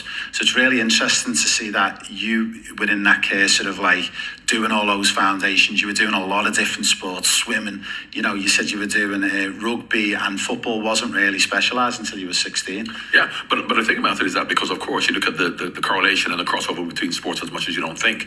Because, for example, for goalkeepers, you look at footwork. Now, if you look at the way tennis players play tennis, they never cross their legs when they run across. They move sideways, and the goalkeepers do. Yeah. So you had boxers. Yeah. So therefore, and as much as even when I did box as well, till they started to hit me too hard, I went to boxing training, and I love boxing. I was a really good boxer, and I love training with my friends. I played at the YMCA, but every time there was a boxing event to box somebody you didn't know, I said, I'm not interested in that. But the footwork involved. So therefore, and this is not, now they're teaching you how to do it, and they're telling you that specifically this is what you do. But when you learn it by just doing it with a boxing coach, for example, I'm not thinking about my footwork for football, but it comes naturally. You know, you don't cross your legs in football either. You know, you move sideways. So all of these sports helps you in football because, of course, there are different dynamics, changing, you know, angle, changing directions. I play a lot of squash where you got to come forward, you got to come back to the middle, you move sideways, you move in and out, you move. So of course, now in football, they teach you all of this specifically for football. Yeah. But a lot of other sports gives you an idea for football in terms of the movements that you have to make subconsciously without even thinking about it. Without even thinking about it. So we move on a little bit as you get more into closer to your teens.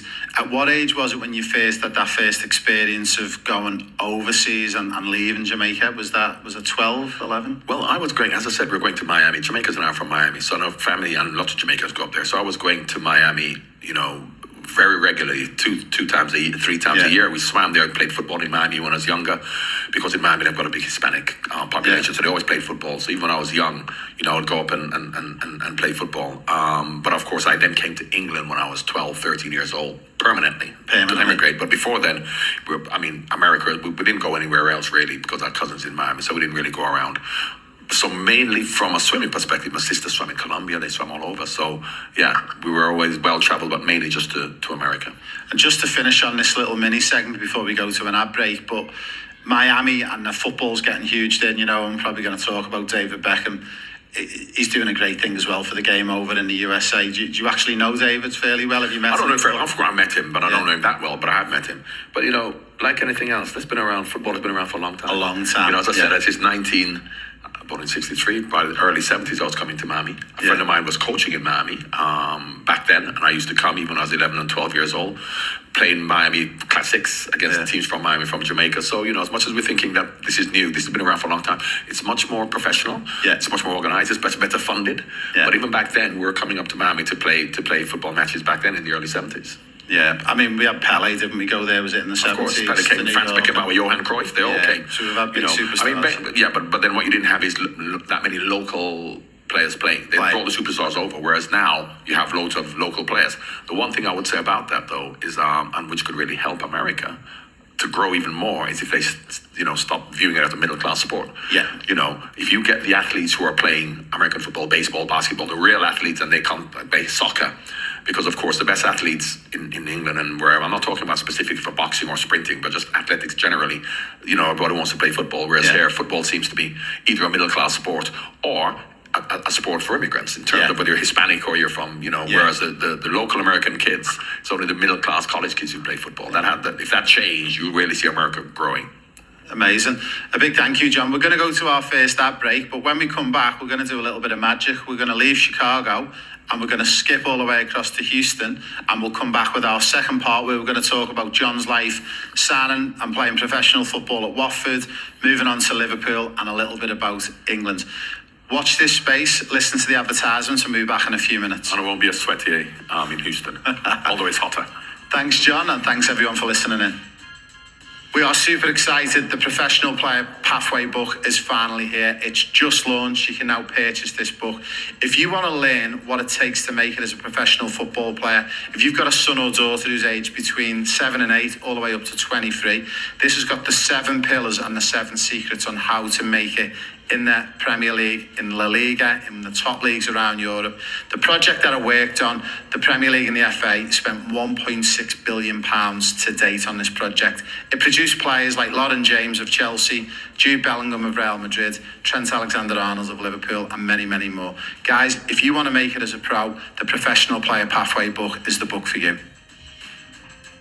Hi everyone, we're back from our ad break. It's the second part of the podcast with John Barnes. Now, thank you to Modern Technology. We've just come all the way from Chicago. We're now magically in Houston. Welcome back, John.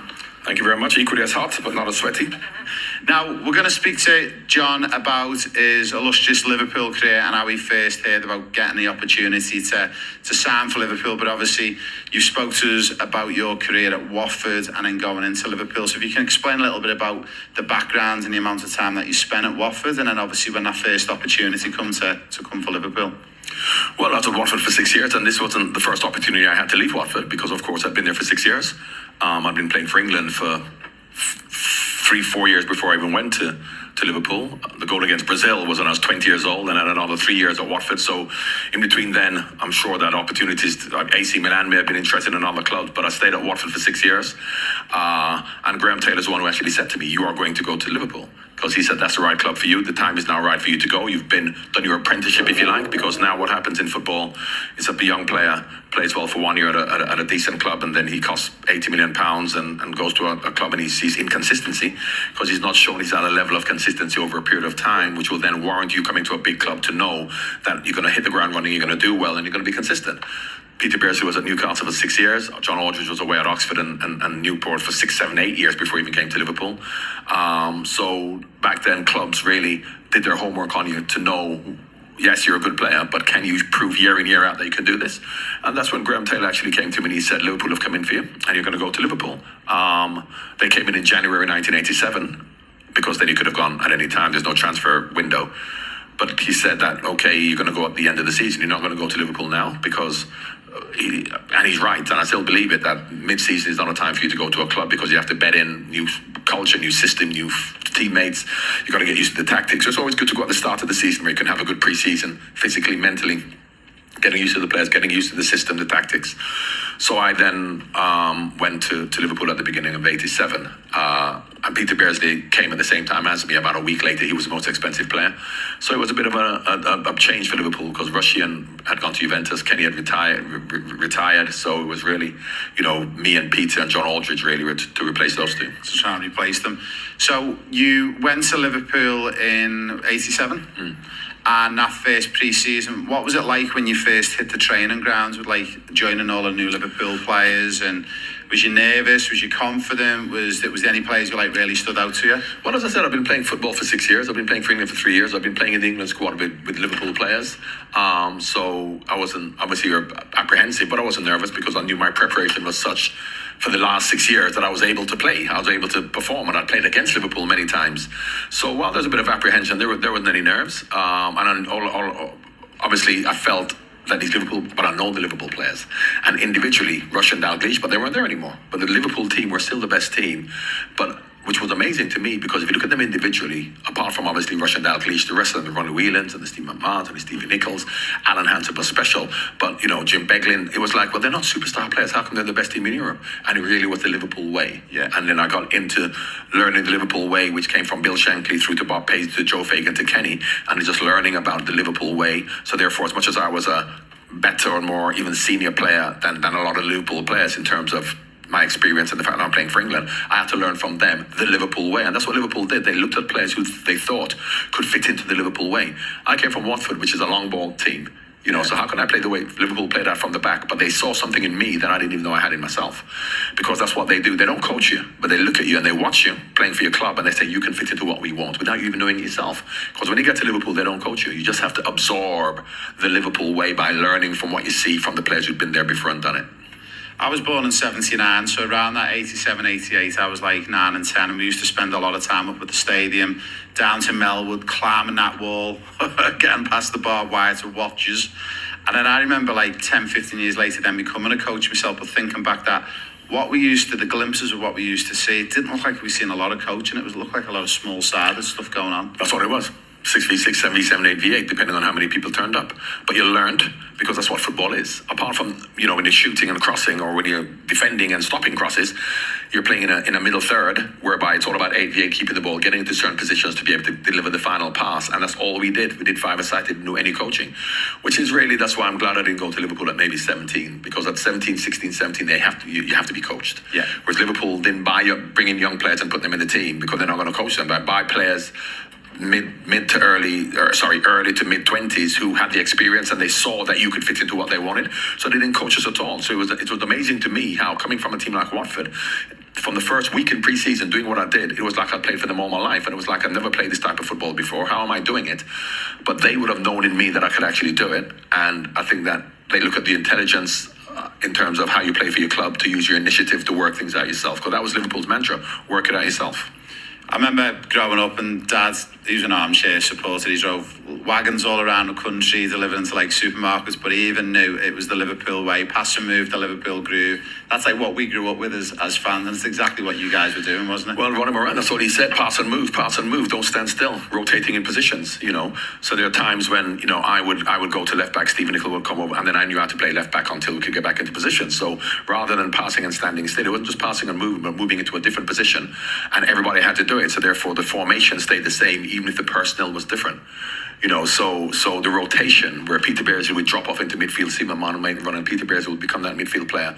So therefore you always had the shape, and maybe the personnel changes, but the shape to continue the move, either offensively or defensively, when all of a sudden Peter Beardsley is the deepest lying midfield player and he has to defend like Ronnie Whelan.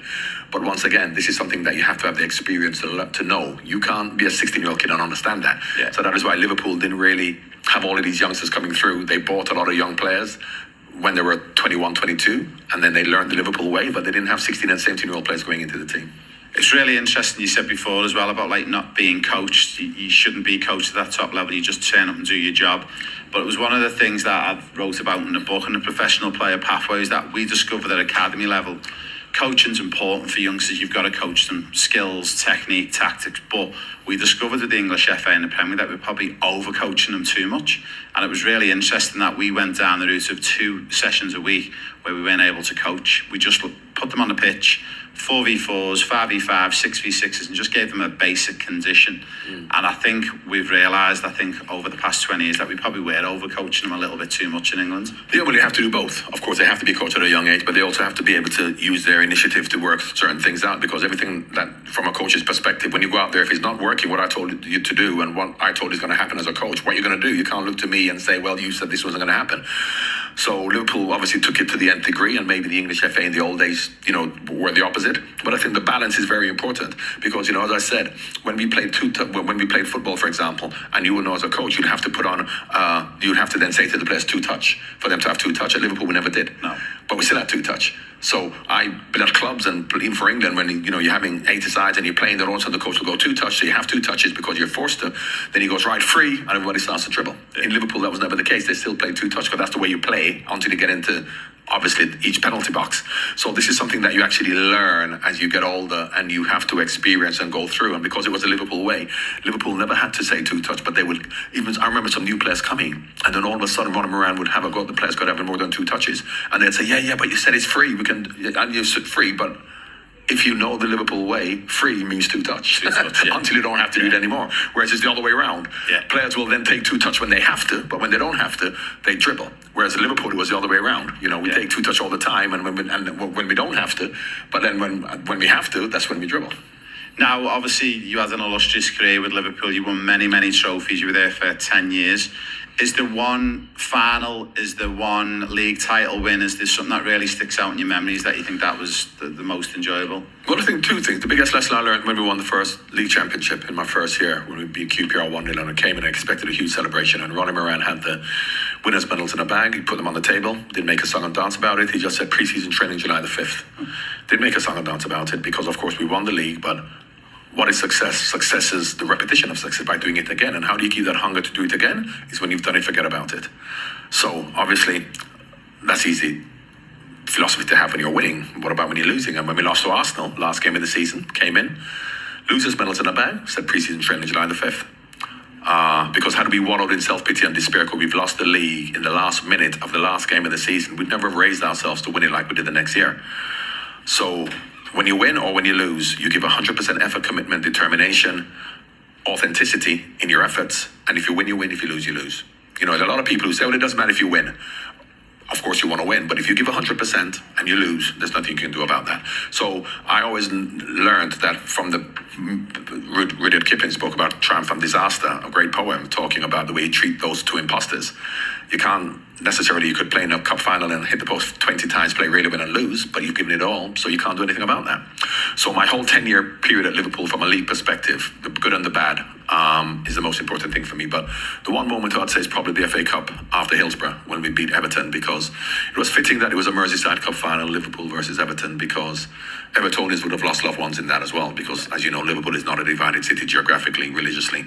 Some people support Everton, some Liverpool neighbours, even brothers and sisters. So they would have been hard hit by Hillsborough as well. So it was fitting that it was a Liverpool-Everton Cup final. So those two games, well, the Cup final is probably the singular game. And the biggest lesson I learned was when we won the league for the first time and we lost the league against Arsenal. That's brilliant. Now, obviously, you blessed to work with many coaches, and you were influenced by a lot of them that you worked with. But also, you know, you've mentioned and have spoke about you were influenced by coaches who were at the club before you. Was there one coach in particular, or one thing that was said to you in your career that really stood out and that really influenced you? Well, first of all, I think that, you know, when I came to Liverpool, and I've said it all along, I felt I played under Bill Shankly, because what Bill Shankly did, Bob Paisley continued, Joe Fagan continued, Kenny Dalglish continued, so Roy Evans. So it's just a continuation of Bill Shankly. Nothing was new. Nothing changed. I mean, when Graham Souness came, it kind of changed. Then football was changing. Then Houllier came and things changed. But up until that point, Liverpool was just Bill Shankly and what he did. And all the coaches were promoted from within, so therefore that continued. The lessons he learned, Ronnie Moran was probably, because he had a hard time explaining it, because his delivery of his explanations weren't great. So you have to understand Ronnie Pugsy. Just to give an example of the lessons that he taught us. For example, Jim Beglin played left back, and he said to Jim, if a corner's against, as a fullback, you go on the post defending. So the corner came in and there was a goal, and he said to Jim Beglin, where were you, son? He said, I was on the post. He said, what are you doing there? He said, you told me to go there. And he said to him, yeah, but if I told you to jump in a fire, would you do that? Now, everybody laughs and thinks it's a stupid thing to say, and I suppose if you just take it at face value, it is. But what he's saying to Jim is that I've given an instruction to be on the post. But while you're on the post, if you see danger somewhere and use your initiative to know that that's more dangerous, and you leave the post, although I've told you to be there, they love it when you do that. They love it when you do that, because so many players get away with just being given instructions and just following it to the letter of the law. Meaning, if Jim was on the post and he knew 100% that they were going to score, but he's still going to stay on the post, and he stays on the post and they score, and the coach has a go at him, and Jim says, no, but you told me to go on the post, so you can't have a go at me. The Liverpool coaches wouldn't stand for that. They say, you use your initiative. So, you know, these are the lessons that you learn at Liverpool. More than any other club, they allow you to use your initiative, which is why they look at you for the years and they say, have you got that initiative? Do you have that experience to do that? Rather than us having to coach it into you. And there's so many good players who've come to Liverpool, and if you don't learn that Liverpool way, no matter how good you are, you won't make it. Yeah. Now, one of the final ones I want to finish on before we go to our next ad break is, obviously, you know, Shankly instilled a lot into the club. We obviously have gone through a bit of a period before Jurgen Klopp joined us where we weren't so successful again. I feel like Klopp sort of taught us a little bit about how to win again and brought that winning mentality back. Do you think there's a lot of talk, and I see it from a fan's point of view, you see a lot of negative talk about Klopp's gone, it's the end of the world, it's going to be another 5 years before we win a trophy? Or do you think it's not going to be that bad, and do you think Klopp's installed some of the winning culture back into the club, and do you think Arnie will bounce off that? Absolutely. I mean, Bill Shankly, after Bill Shankly left, Bob Paisley took over, and he was infinitely more successful than Bill Shankly. It was easier for Bob because Bill Shankly started it, and it's always easier to start a revolution than to continue it. Yeah. Because starting is always difficult, so I still put him ahead of Bob Paisley in that respect, although Bob Paisley's won more trophies, infinitely more than him. Jurgen started something again, but it's going to be different now, because obviously after Bill Shankly, everything continued the same. Promotion from within. It went to Bob Paisley, to Joe Fagan, to Kenny Dalglish, to the training methods, the staff, everything stayed the same. Things are going to change. Because Jurgen now, you know, the way that he had Liverpool in the last 9 years, if he was going to promote from within and it's going to be a student of Jurgen and things are going to be the same, the methods, then, you know, it will just continue. Whereas it's the unknown, because it's going to be new, because Arne Slot is different to Jurgen. He's going to bring a new system, a new philosophy to the team. We're not going to be playing as heavy metal football, as dynamic as Jurgen. We're going to be more considered. Extra passes in midfield, probably play a bit more on possession, a little bit more quality in our deliveries, rather than just, you know, getting forward, up and down. You could look at the nature of the midfield players; they're more technical. But the quality of the players, and more importantly, the character of the players, is good. Which means that, you know, you've seen it in the past when Fergie left, when Arsene Wenger left, when Mourinho left Chelsea, that all of a sudden the players then dropped a level because the players responded to those managers, and a new manager coming in, they don't respond to because they know if we lose, the fans are going to not boo us, they're going to boo the players, whereas the Liverpool players are good characters. Yeah. And Jurgen has already started singing out his name straight away, so I think that the characters that Liverpool have will be respectful enough to Ard to then go, yes, we love Jurgen, remember him, but whatever you want us to do, we're going to do. So I've seen those signs on pre-season that they will give 100% effort to try and now make it the Arne Slot way. Your opinion for the season ahead, do you think they've got enough to get that Champions League place again? Oh, absolutely, to get a Champions League place. Yeah, I mean, you know, I think it's between, once again, the top three, Man City, Arsenal and Liverpool. I think Liverpool would be more consistent than we were last year. We had a lot of injuries and, you know, a few new players. So I think we'll be pushing, but I have no doubt we'll definitely be in the top four. Amazing. Now, we're about to go to our next ad break, and through the magic of technology, we're going to magically fly all the way from Houston to LA. Once we pick up our final little section of this podcast, we're going to speak to John about post-playing, coaching, and then also what he's doing in television and currently what he's up to. Watch this ad break and we'll be back with you very soon. Would you like to make it as a professional footballer? My friend Ray Wood has written this amazing book, The Pro Player Pathway, that gives you the secret to becoming a professional. Hi everyone, welcome back to the final segment of this podcast with John Barnes. Now, we've been in two cities, and through the magic of technology, we've just travelled from Houston all the way to Los Angeles. John, welcome back. Safe travels from Houston. Sweaty again. The temperature in the US at the moment, it's summertime here. It's been really, really hot. Now, we spoke a little bit about your career before you made it as a pro. We've spoken a little bit about Watford, Liverpool and England. We want to talk a little bit now for our listeners out there who know you and who don't know you. What happens once you finished up at Charlton, I believe it was, and then how did you decide to do your coaching badges, and was that something that you really aspired to do? Well, of course, straight after I left Charlton, I became a coach. I'd just done my B badge. But of course, Kenny then phoned me, Kenny Dalglish, and said, would I like to come as head coach of Celtic? So when I didn't finish all my badges, the opportunity came, so I jumped at it. Because of course, I had been influenced by, first of all, Graham Taylor, in the way that he approached football in terms of his, and we spoke about it earlier, his ability to understand tactics, systems, player position, regardless of you as an individual. How do you interact with the team by understanding the direction that players have to go in a real coaching environment. Obviously from Liverpool, we didn't do any coaching, as you know, but so I kind of like married the both, because all my thoughts on football was understanding how you want your team to play and then getting players to fit into that system. Football at that time, this was 1999, it was just about getting the best players. So when I went to Celtic and tried to implement a style and a system that's, and then get to the players to understand each position has a requirement in relation to the other positions, football back then was about, let's just get good players and go and play. So that didn't work out. Then I coached the Jamaica national team very successfully. We never lost one game. We had 13 games, won 11, drew 2. But politics in Caribbean football, as it was, meant that I didn't continue with that. But I've always loved coaching, and that's what I wanted to do. At the same time, I was also doing in the media. I worked in Sky, I worked in ITV at the time in football. So I've been doing that a lot. And of course, in the last couple of years, I've been an ambassador for Liverpool. But before that, I was always doing a lot of work for Liverpool, not as a full-time ambassador, but now that's really what takes up most of my time, ambassadorial work for Liverpool. When you said you'd done your B licence when you were at Charlton, but then obviously I take it you went on under your A licence eventually? Well, no, I didn't, because by the time I was then coaching, and then I went to Celtic, then I went straight to Jamaica. So by the time that finished, I just went into the media, so I didn't continue in the coaching. How did you find it, the transition from being one of the superstar players over that prior decade to all of a sudden then at the helm of one of the biggest clubs? Was it an easy transition, or was it hard? Or? Well, it was very hard because, of course, first of all, I am not from Scotland, and of course the Celtic Rangers situation whereby they like their own, and of course Rangers were the better team at that particular time. They were spending lots of money and we weren't. So I actually had I had quite a good win percentage at Celtic. My win percentage at Celtic was 65%. Steven Gerrard, who had a fantastic time at Rangers, his win percentage at Rangers was 63% over the 4 years. So once you have a perception as to what's failure and what's success, that didn't work out. But I didn't find the transition particularly hard, because I've always thought about coaching and thought that way when I played football anyway, in terms of how the team performs. But unfortunately, when people have a misconception of you, then, in many respects, you are beholden to other people rather than just yourself. Now, obviously, we've got a a lot of parents on our programs who, a lot of them in Australia and the USA, are actual coaches and aspiring coaches.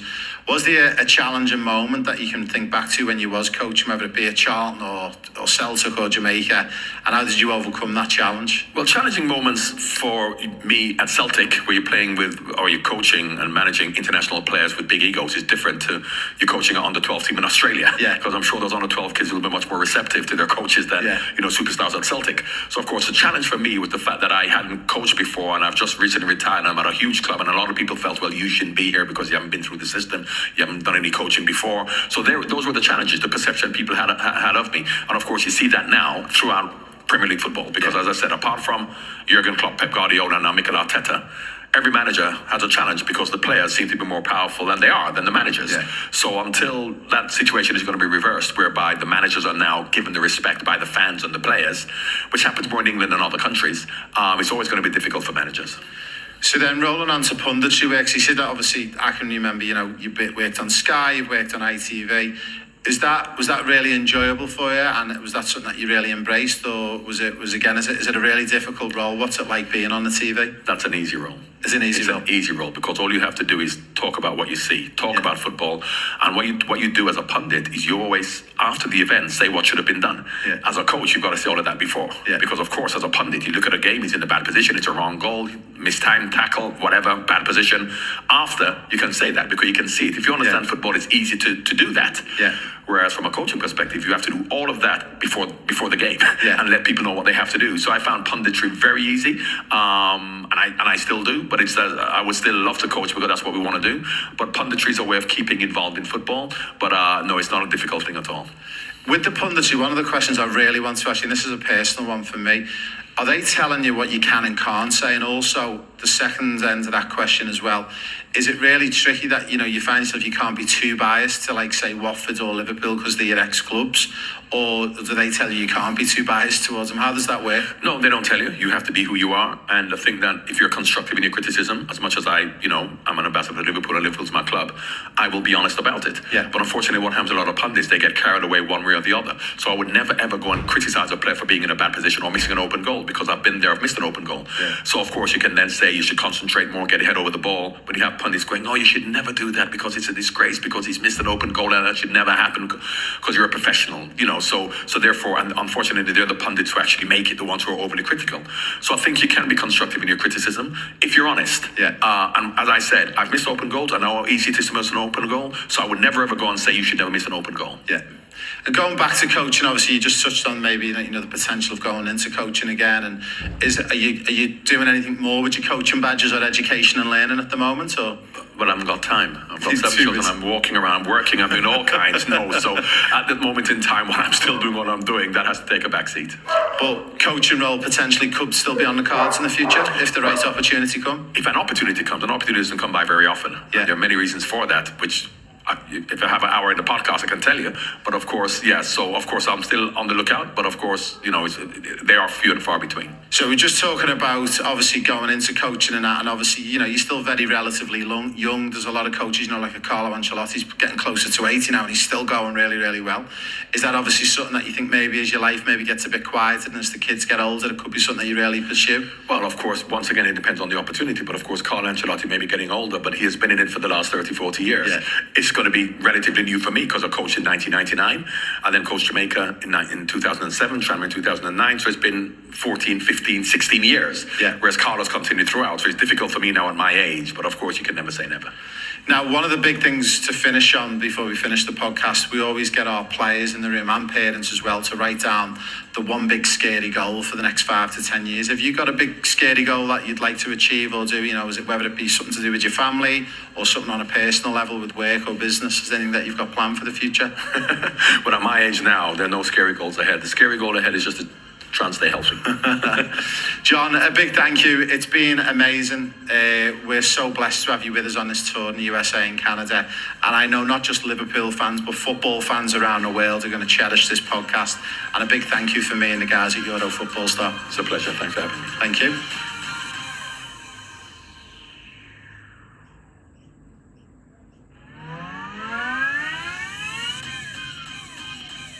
Hi everyone, this is Raymond Wood at the Raymond Wood Podcast. We're excited to be back with another podcast. Now, over the past couple of weeks, we've had ex-famous football players, coaches, and also from time to time, we bring on players who are currently on our professional player pathway program. Now, we've got a player online with us this evening. I'm going to introduce you to a young gentleman who's a fantastic football player, has got a lot of potential to go really far with his career. We've got Lockie Olsen with us. How are you, Lockie? Good, thanks, Ray. Yourself? Yeah, very good, very good. So thank you for joining us. So we're bringing you onto the podcast because we've got some exciting news that we want to announce and share with the world, everybody who follows us on our socials, and also a little bit of an update on you and your program. So before we get into it, I think we'll start straight off the bat. When did you first join us on the program? It was towards the end of last year, so around like October of 2023. October 2023. Where was the event that you come in for the Pro Player Pathway? Can you remember where it was? My dad went to it. I think it was in Sydney. In Sydney, amazing. And you are currently based, where are you based at the moment? Where do you live? So I'm on the Central Coast. It's kind of in between Sydney and Newcastle. Sydney and Newcastle. So for all of our listeners who are aware of our program, the Pro Player Pathway, we run events globally all around the world, and we offer scholarships to players to come and join us to work on our full-time program, which has got 7 pillars attached to it. And then the idea is to try and get players opportunities overseas to the UK and to Europe. So you've been with us for just over 6 months, and there's 7 pillars to the program. Can you explain to the listeners watching and listening in, what's your favourite pillar of the program, and why is it your favourite pillar? I would say the opportunity to trial overseas. The trial's the big one. Yeah, for sure. It's just an amazing opportunity. It's quite crazy to me how like something like that can happen just for anyone, really. Yeah, it's one of the big things that we decided when we set up. We've seen there was a lot of problems, not just in Australia, but also in the USA and Canada, where there's a lot of trial opportunities getting put forward for players, and it costs a lot of money, but there's no preparation to prepare the players. And that's one of the big things that we spotted, that we could do a lot of the work with yourself and with the players and get you prepared, ready. So then when you go over for opportunities, you stand a way better chance of being successful. So obviously you had Dad, who was part of getting you signed up to the program, and it must have been a dream come true when you first heard about the program, that there was this opportunity to not only work full time with myself and with some of the professional coaches, but also to get that once in a lifetime opportunity to not only get a trial, but to be guaranteed a scholarship as well. Yeah, for sure. And like you said, the support that you guys give the players leading up to the trial is just super important, and I think it'll definitely aid my success in the future.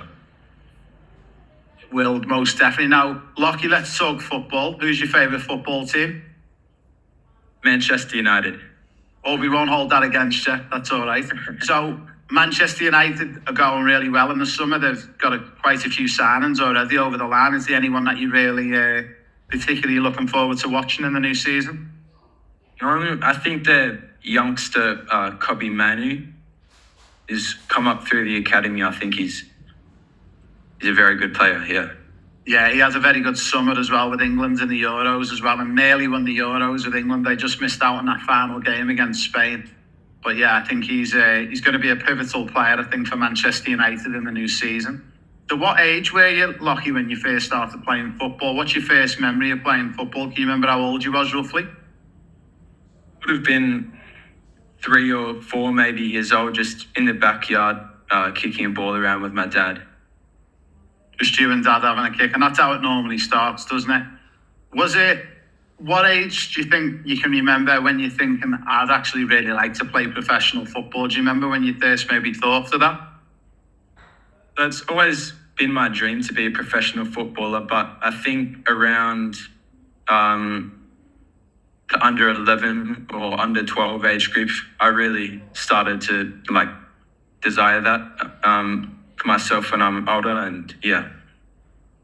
Now, obviously, once you started to think like that when you were 10 and 11, obviously, before you got on this program, did you seem like it was a pretty hard task to achieve to become a professional player, or did you think it was going to be relatively easy? What was your thought before you come on the program?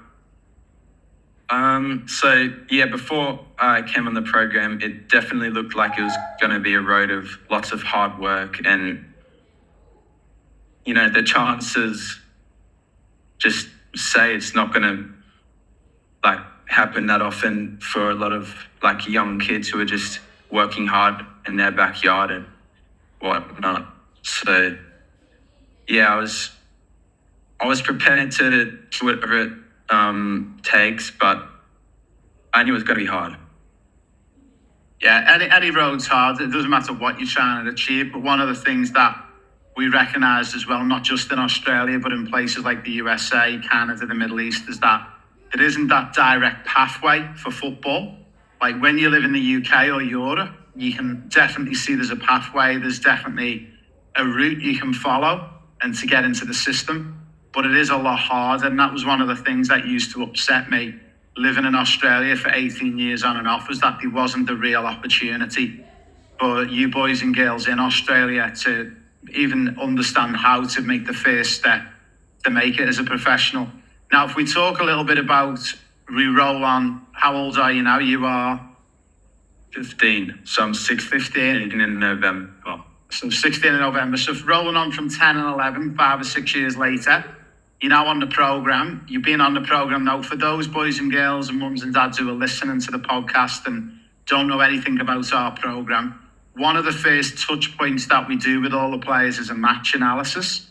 Now, I take it you've done your match analysis? No, actually, we haven't been able to get footage, but I was actually going to get Mum to film my game this weekend. So amazing. Well, that's exciting, because for those who are listening in, the beauty about getting the match analysis completed is that we draw out those objectives for you, and we can start to push it in that right direction. So that must be exciting, knowing that you are about to get your match analysis completed and you've got to get your video submitted. So is it going to be an up-and-coming game that you're going to get recorded in the next couple of weeks, is it? it would definitely, I have one this Saturday where it's a home game, so my mum will be there for the whole match. And I have around just a few more games in my season. Since I play for my school, our season's a little shorter, but I'll definitely be able to film a few games, which is super exciting. That's going to be good, and then we'll get you connected with one of our professional coaches and get that match analysis completed. That's one of the key areas that we need to get done. So once you've got your objectives, you can start working on them and preparing for your trial opportunity next January. Now, in relation to some of the other pillars, one of the other pillars is obviously the GPS tracker. Have you been wearing the tracker for training and games over the past couple of months? Yeah. For I think since pre-season in January, I've been wearing it, and it's just so useful. I think it's essential for footballers because really you can track things like heart rate, how far you run in a game, how fast you run in a game. So it's definitely good for improvement in your game, and yeah. That's amazing. It's another big key one that we introduced into Europe and into the Premier League probably about 15, 20 years ago when the first GPS trackers come around. And one of the big problems we had was, like with anything, it was very, very expensive to get the kit and equipment. But now with the prices coming down, it was an essential part to our programme to get added in. And as you just alluded to, for all of our listeners listening in, the reason why we have the GPS tracker is not only does it record, as Lockie just mentioned, distance run, acceleration, deceleration, how many sprints you do in a session. It allows us to actually compare our players with players against who are playing in Europe and the UK, because we've got all the stats and data from those players across there, and it allows us to show you that where our players are maybe in Australia or the USA, wherever they're based, against the players in Europe, so we know where we need to bring it up. So you've been using that since January. That's amazing. And you're pretty much using it for as many sessions a week as you can. Yeah. What's one of the big things that you think you've learned from the GPS tracker? Is it taught you anything in particular? Yes, actually, when the stats on the GPS tracker were like maybe better than in comparison to another session, I could definitely see that the session with the greatest stats was a better session, and I played better in that session. So, for example, distance ran in a session, since I'm a midfielder, that's maybe one of the most important ones in my game. So, yeah. Yeah, it's good. And have you noticed over since January that you're progressively getting better with some of your stats and that? You're keeping an eye on like your sprints and your distance covered? Yeah, it's been slow. For the first few months, it was kind of just the same. But then I did start to focus on improving those stats, and they're just getting better and better each week. Now, before we talk about the trials and going to the UK and what you're looking forward to the most, one of the other pillars is our intolerance and DNA test. Have you had our test completed yet, or are you still waiting for that to be completed? No, I've got the results back from the test, yeah. Amazing. So just again, for our listeners listening in, one of the pillars out of the 7 pillars is our DNA and intolerance testing. And the reason why we use this is to try and reduce the amount of inflammation that goes on in players' bodies, and also to make sure that the digestive system is not spending too much time digesting food and drink that it doesn't want to digest because it's not tolerable for that particular body. So it's an individual test. So lucky to walk through, for no one who's ever seen one of these tests, what did you have to do to get your test results? How was it tested? So first I had to snip off a few inches of my hair, and then I'd put it in a Ziploc bag, and I would mail it over to an intolerance testing company in Queensland or something, and they'd do the test and they'd just send me the results back, and yeah. Amazing. So how long did that take from when you cut your hair to getting your results back? Was it a few months or a few weeks, or? It was around 4 or 5 weeks before I got the results back. That's not too long. And obviously, when you got the results back, were you excited to see what you could and couldn't eat? And what was the anticipation like when you got the results back? Yeah, I definitely thought it'd be interesting. And I was actually super surprised with some of the foods that I used to eat daily. Turns out they were not good for me at all. And yeah, I've started eating substitute foods instead of those each day. So yeah. Amazing. So for everyone again listening in, with the DNA and intolerance test, it flags a report back to all the players and individual reports based off the DNA sample from the hair. And in black is everything that they can eat and drink, and then it flags up any items in red.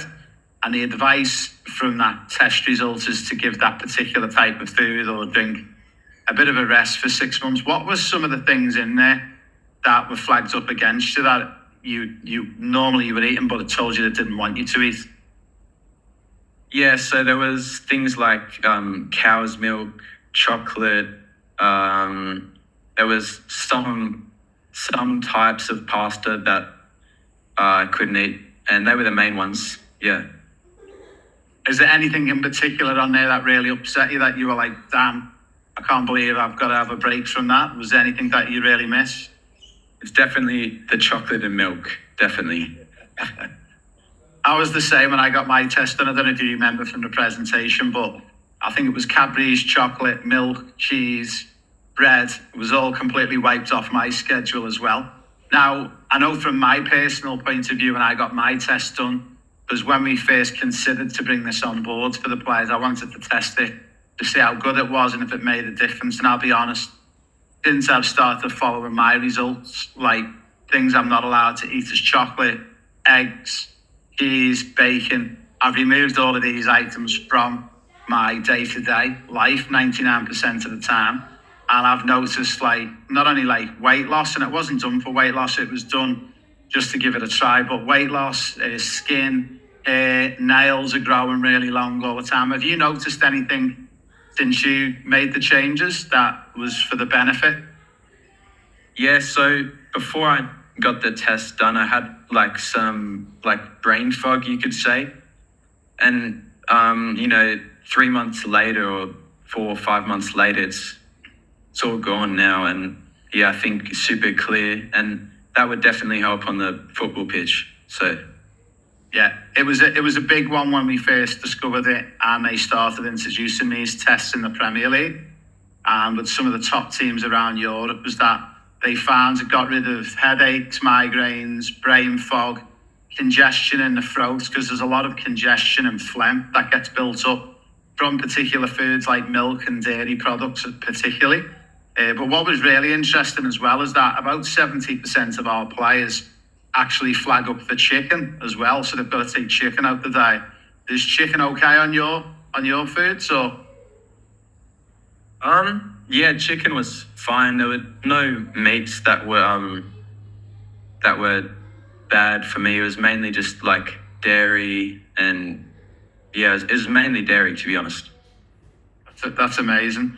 So that's another big one, I suppose, for you in your journey, that maybe this time 9 months ago, you didn't have the GPS tracker, you didn't have your objectives, which you're going to do for your match analysis, but also you wasn't even aware that like this was causing a bit of a brain fog in regards to your nutrition. So you must feel like in a better position now that it is possible to make it and play professional football. Now you are actually training daily like a professional football player. Yeah, it's just totally different. I would never have expected to feel like how I'm feeling right now, like 9-10 months ago. It's just great, really.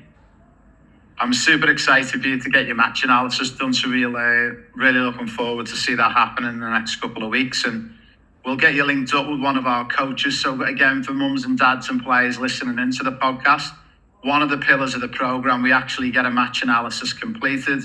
It goes off to Portugal. We get our top analysts in Portugal to analyse the game. And these analysts actually do match analysis for clubs like Manchester City, Manchester United, Liverpool, Real Madrid, all the big clubs in Europe. We get an individual match analysis completed for our players. It then gets sent back to us. We then over-analyse the top of it with one of our professional coaches who's based in the UK.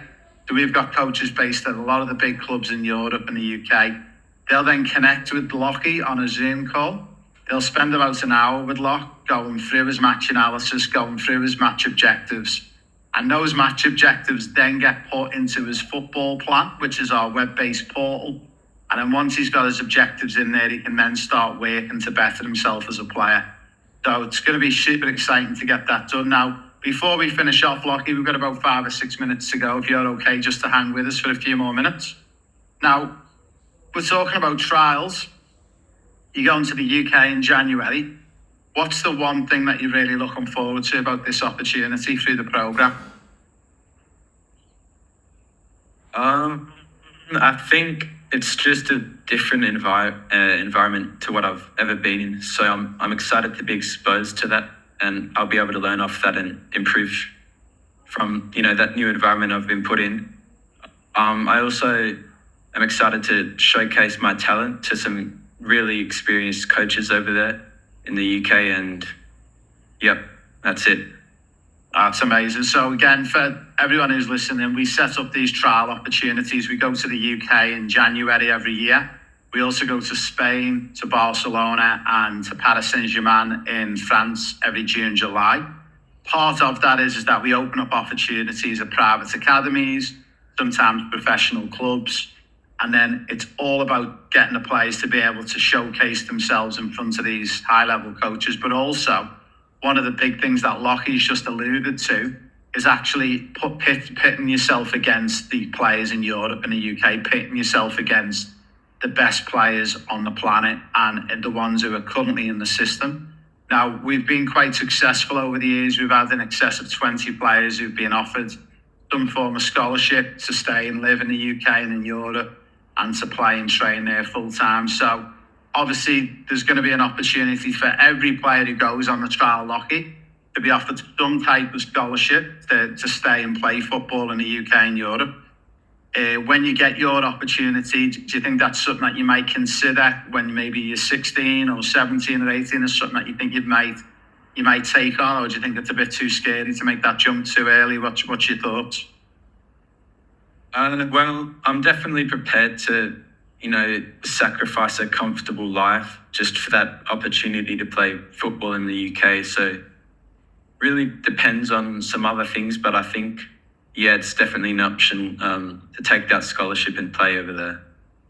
That's amazing. I know there's a lot of things that you've got to think about, and mums and dads do as well, everyone who's listening in.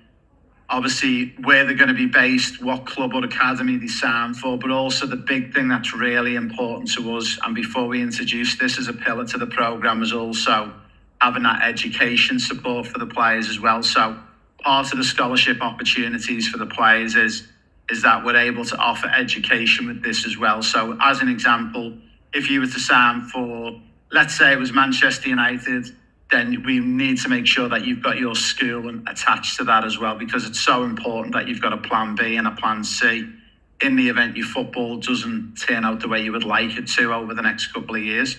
So there's that excited as well, knowing that not only are you going to also get the opportunity to maybe play and train full time in the UK, but you could also do some schooling, some coaching badges, and you'll have a multitude of options within the game of football by the end of the 2-year scholarship. Yeah, it makes me feel really secure.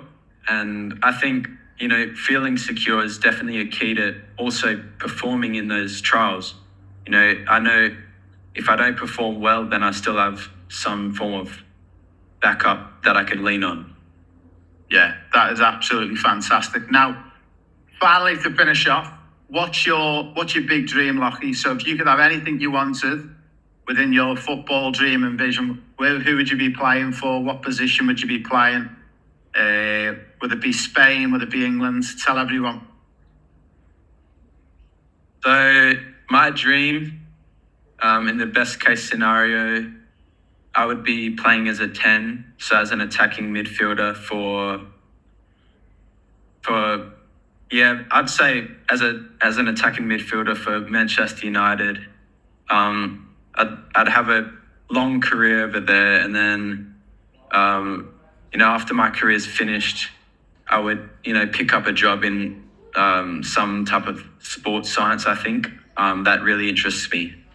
And, That was the final question I was going to finish off. So when your football career is over, I was going to ask you, is it physio, is it sports science, is it coaching, is it management that you'd like to be to maybe be involved in the sports science area of football?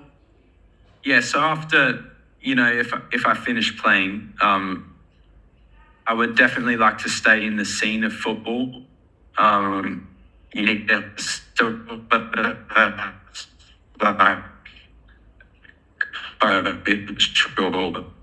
Yeah, it'd be great. That's amazing. That's fantastic. Well, Lochie, a big thank you for joining me and everyone who watches and listens in to the Ravenswood podcast. We are super excited to get your match analysis done. We're super excited to see how you're going to progress in the next 6 months, and we're finally super excited to give you an opportunity to go to England. Now, just to finish off, for any boys and girls out there who are listening in or watching on YouTube and are interested in joining the professional player pathway, would you recommend the programme to anyone who's keen to make it as a football player? Yeah, if it's your dream, if it's really what you want to do, definitely take it, because it's a great opportunity. Yeah. Amazing. Well, that's a big thank you from me and Lochie from the Ravenswood podcast, and we look forward to joining you and seeing you and listening to you on our next episode at the Ravenswood podcast. A big thank you from me and Lockie Olsen, and we wish Lockie all the best of luck for the future with his football. Thanks very much, Lockie, for joining us. Thanks for having me, Ray.